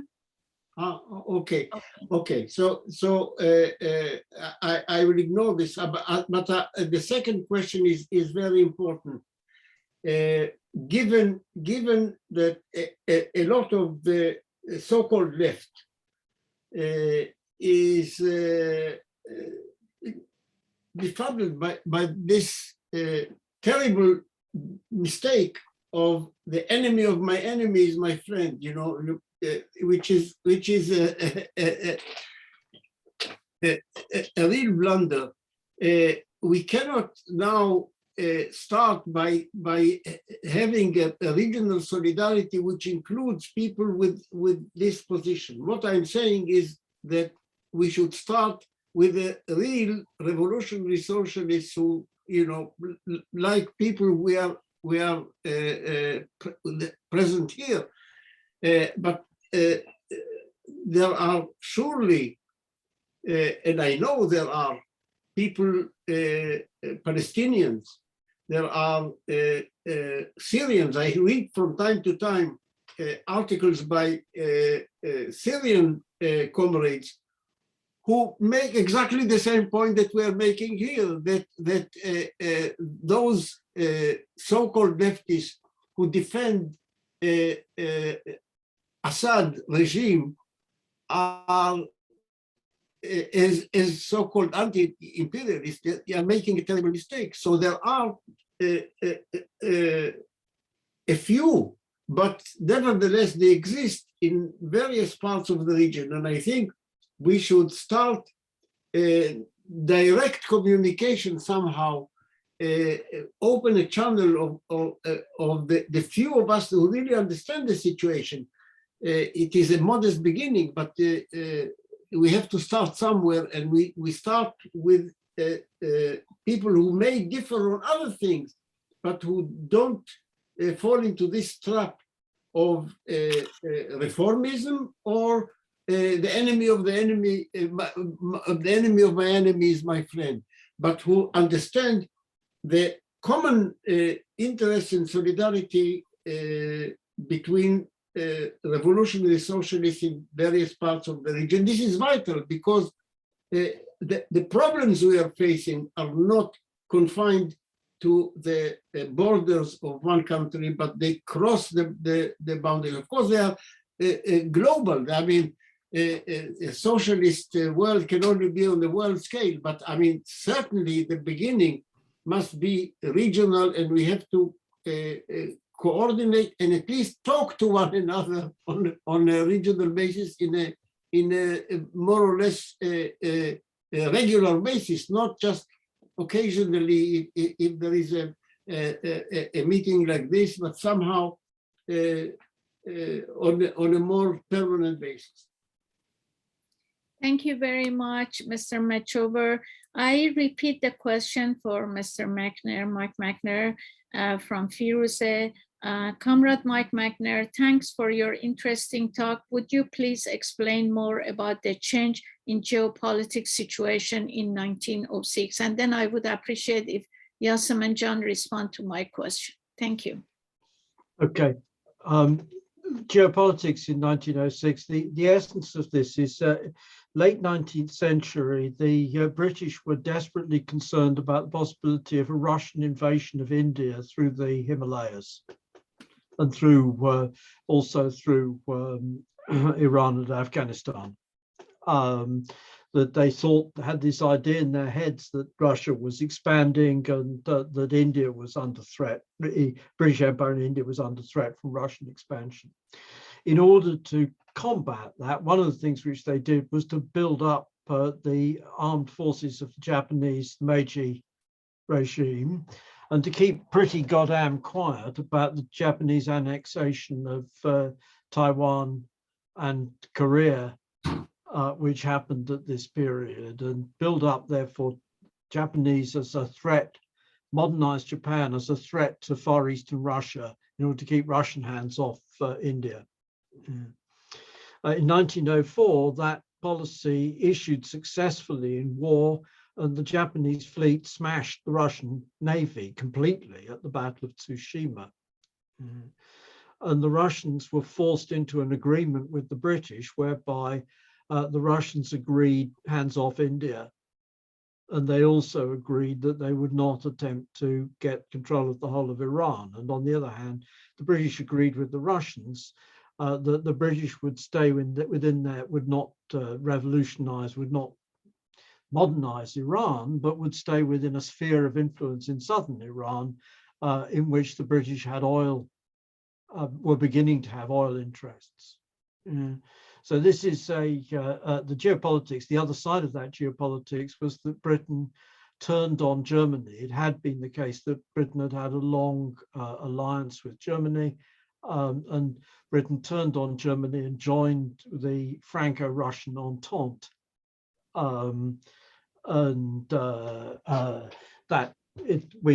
We see what happens at the end of it. This is the steps which lead to the First World War. But as far as my point was simply, if that hadn't happened, if the Russians had won their war with Japan in 1904, we could perfectly well imagine a Meiji path of development for Iran, that the British modernize back the constitutional revolution and pour arms and equipment and industrial technology into Iran. But of course, if that happened, what you would get would be an imperialist, you would actually get an imperialist Iran, as opposed to an Iran which what the US calls an imperialist Iran, and our unpleasant friends, the Atlanticists for Workers' Liberalism, aka Alliance for Workers' Liberty, call an imperialist Iran. What that is in fact about is defensive alliances between the Iranian regime and other forces in the Middle East. So the point is that if the Iranian regime was successful in creating a Meiji, as it were, path for itself, that would turn it into an imperialist power, which it isn't at the moment. The Second International celebrated the Japanese victory over Russia, on the basis that this was the victory of an Asian power over Europe and the victory of anti-imperialism. They seem to have not been aware when they did that celebration of the existence of the Japanese colonization of Taiwan and Korea. They thought of the Japanese as anti-imperialists because they were beating the Russians. But that context, that's my point rather than that. So Iranian left, is Iran capitalist? I think Iran is plainly capitalist. Is it imperialist? No, I don't think it's an imperialist power. That's unrealistic judgment of its strength. It's stronger than some of the countries in the region, but it's not an imperialist power. That's it. Thank you very much. Thank you. I appreciate it. I want to close asking question now because we have several questions and we have, to be exact, 8 more minutes to the end of the program.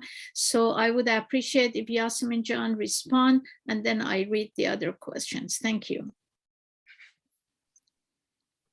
You're on mute, Yassamine John. Yeah, sorry. One of the questions actually referred to this organization, NIAC, and the pink movement. I think in the United States, you have more of a problem. I appreciate you have more of a problem. 2 reasons. One is the war mongering of conservative Republicans during especially Trump's time and so on. And of course, the Iranian government is investing in organizations, I assume, such as NIAC. We can't be surprised of people like the pink anti-war movement. In the UK, a few years ago, our organization was expelled from Stop the War because we were exposing the Islamic Republic. So these things exist. All I'm saying is that things change and there are changes. And we have to keep fighting for these changes. We can't despair of the left just because they keep making mistakes. The left is making terrible mistakes on all sorts of fronts, but this is all we have.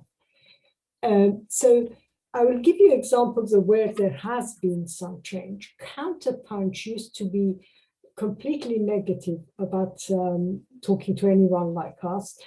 At least I have found them more receptive. I think the radio did a couple of interviews with some of us. So they're not where they should be, but they're better than what they were. In terms of younger Americans, I think I've spoken to a number of people in a group called Cosmonaut.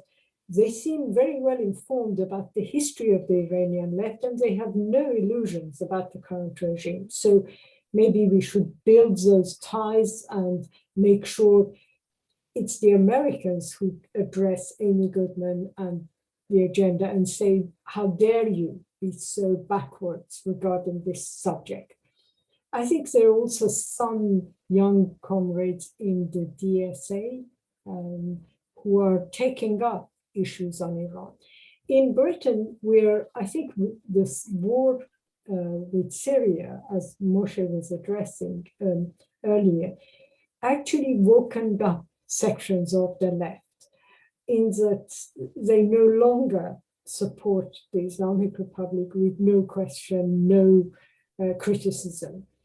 The problem we have is that because they realized their own mistakes, including organizations who in Stop the War were trying to expel us, now they don't want to talk about Iran, because if they do, they have to explain how stupid they were 2 years ago, 3 years ago, so they don't want to talk about it. All I'm trying to say is we can't give up. We have to continue this. There are so many worker struggles going on in Iran, as you all know. We have major demonstrations that happened a few months ago, demonstrations that happened earlier. We need to publicize those events. We need to tell people how the regime is doing what the regime is doing now, not just in 1988, but continuation since 1988, since 1980, since 1979. And I think at the end of the day, we will be able to convince not everyone, but at least some of these people. And we should take the fight to them. We should go to their meetings and explain. We went to stop the war. We knew we wouldn't be welcome, but we kept going. We went every year until the COVID situation made the meetings online. It's more difficult to intervene. But we went every year and we distributed our leaflets and said how stupid it was to support the Islamic Republic. So that's all I have to say. Sorry. Thank you very much, Yassamine John. I share your feeling that the younger people are more receptive to see things not through either or lenses, but also see more the reality. And also many of Iranian younger people on social media, on Twitter, Facebook, and they share their opinion and they connect with them. So, but it is a barrier to work with the progressive forces, particularly left, when there is still stuck in their old framework. But so I have a comment from Mr. Borzu that I read for everyone. Comrade Macnair and Machover, your speech was a breath of fresh air for me. It's been a long time since I heard an English-speaking leftist denouncing Islamic Republic of Iran as anti-imperialist. It was very informative and I learned a lot. And I have a question for both comrades. What would be the characteristic of a capitalist regime to be considered as anti-imperialist in today's neoliberal economy? Is it possible at all? In your opinion, Prime Minister Mossadegh political and economical regime was anti-imperialist in the 50s. If so, what was its characteristics? Thank you very much. So let me read actually all the questions. So because we are closing, and then Mr. Macnair and Mr. Machover can respond. And then there is another question is that a section of Iranian left forces doesn't use imperialism, but more capitalism about Iran.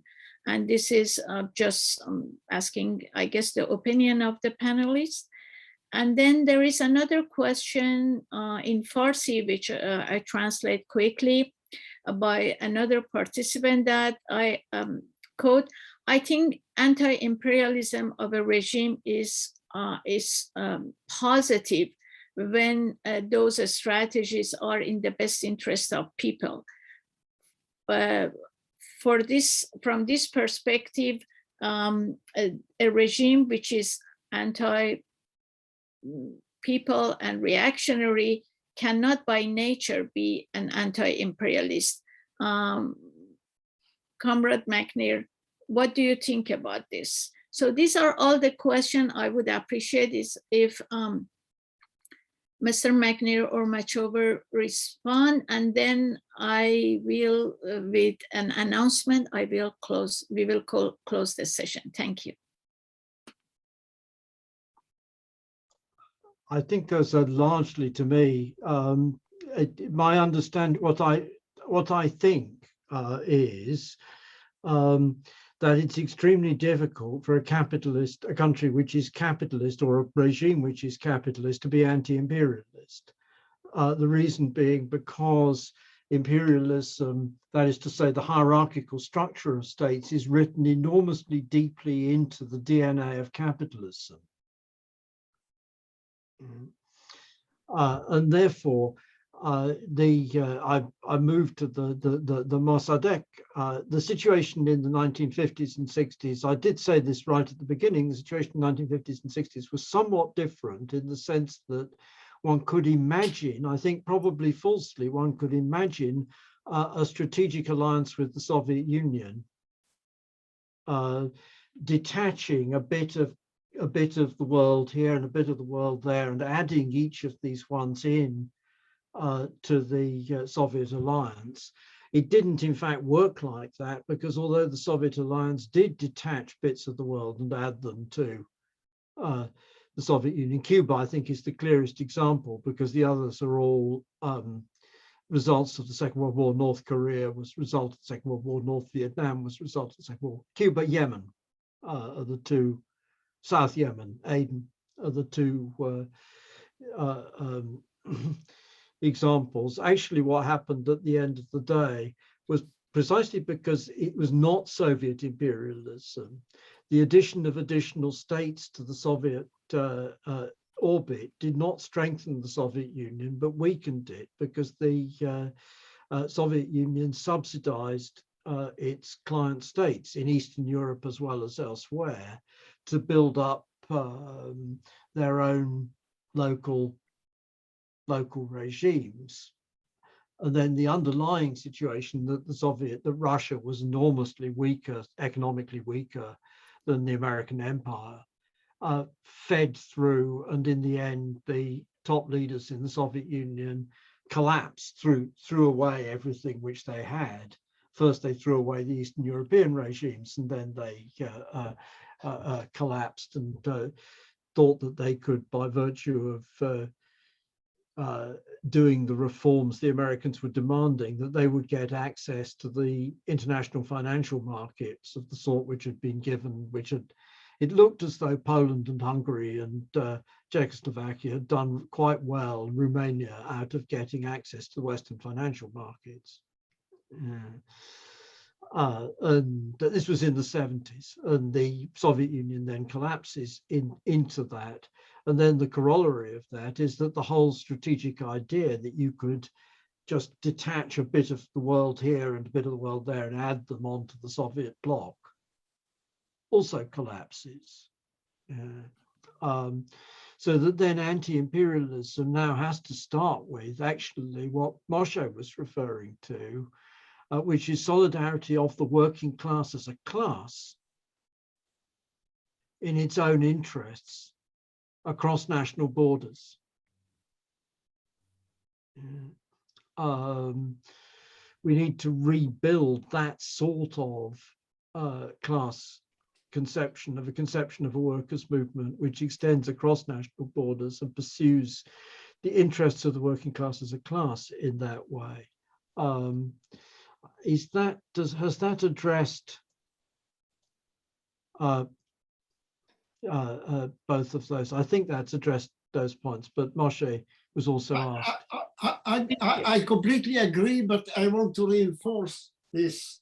I want to remind, I'm old enough to actually remember from my younger days, the Mossadegh period, and the plot which was now known to have been mainly instigated by Britain, who pulled the United States to help it. But I want to remind you that another thing happened in our region at the same time, and that is the Egyptian officers' revolution, which brought Nasser to power. They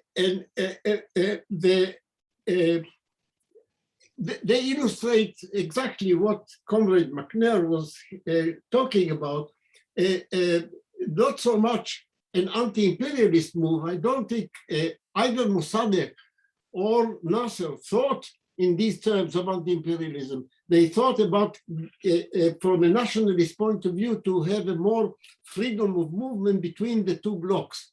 That was the time, I remind you, that was following the Bandung conference and so on, the third camp and so on. Now, it didn't take very long for the Anglo-American plot to overthrow the Mossadegh thing.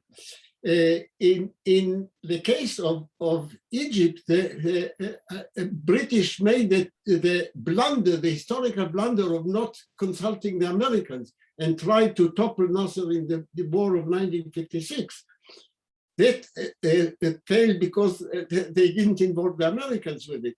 But in 1967, Israel did it with American approval, and this put an end to the nationalist secular regime in Egypt. So the ultimate fate of both moves of Mossadegh and Nasser ended in the same way, but it took much longer in the case of Egypt. I think this is the complete answer, but of course, I mean, this just reinforces what we had before. Thank you very much. I wish we had more time to discuss these issues, but we are past even the time that we thought we're going to close this session. I want to ask, I would like to appreciate Shahin Chitsaz's presence here, her emotionally loaded and important sharing of her experience with us. I also want to extend my appreciation to the three panelists. We were honored to have you here, and it was a very rich exchange of ideas and presentation. Hopefully these sessions can continue. At the end also, I want to thank everyone for participating in this session, and a special thanks to the Iranian Cultural Association of Washington, who provided the tech support for this event. And also they have an announcement that this on October 18 at 7:30 p.m. Eastern Time, Dr. Erwin Abrahamian has a talk at the Cultural Association in Washington. The subject of his talk is Oil Crisis in Iran, from Nationalism to Coup d'etat, and it's based on his last book. I know that Firuzajan, which was the core forces behind organizing this event, also had a question from Shahin Chitsaz, but we don't have time. Actually, I also have another meeting in few minutes. So I want to thank everyone. And but if there are 5 more people are appreciating in the chat, we all can save the chat and continue this discussion with the panelists, maybe in another world, in another sphere. Thank you very much, and appreciate everybody being here. Thank you very much.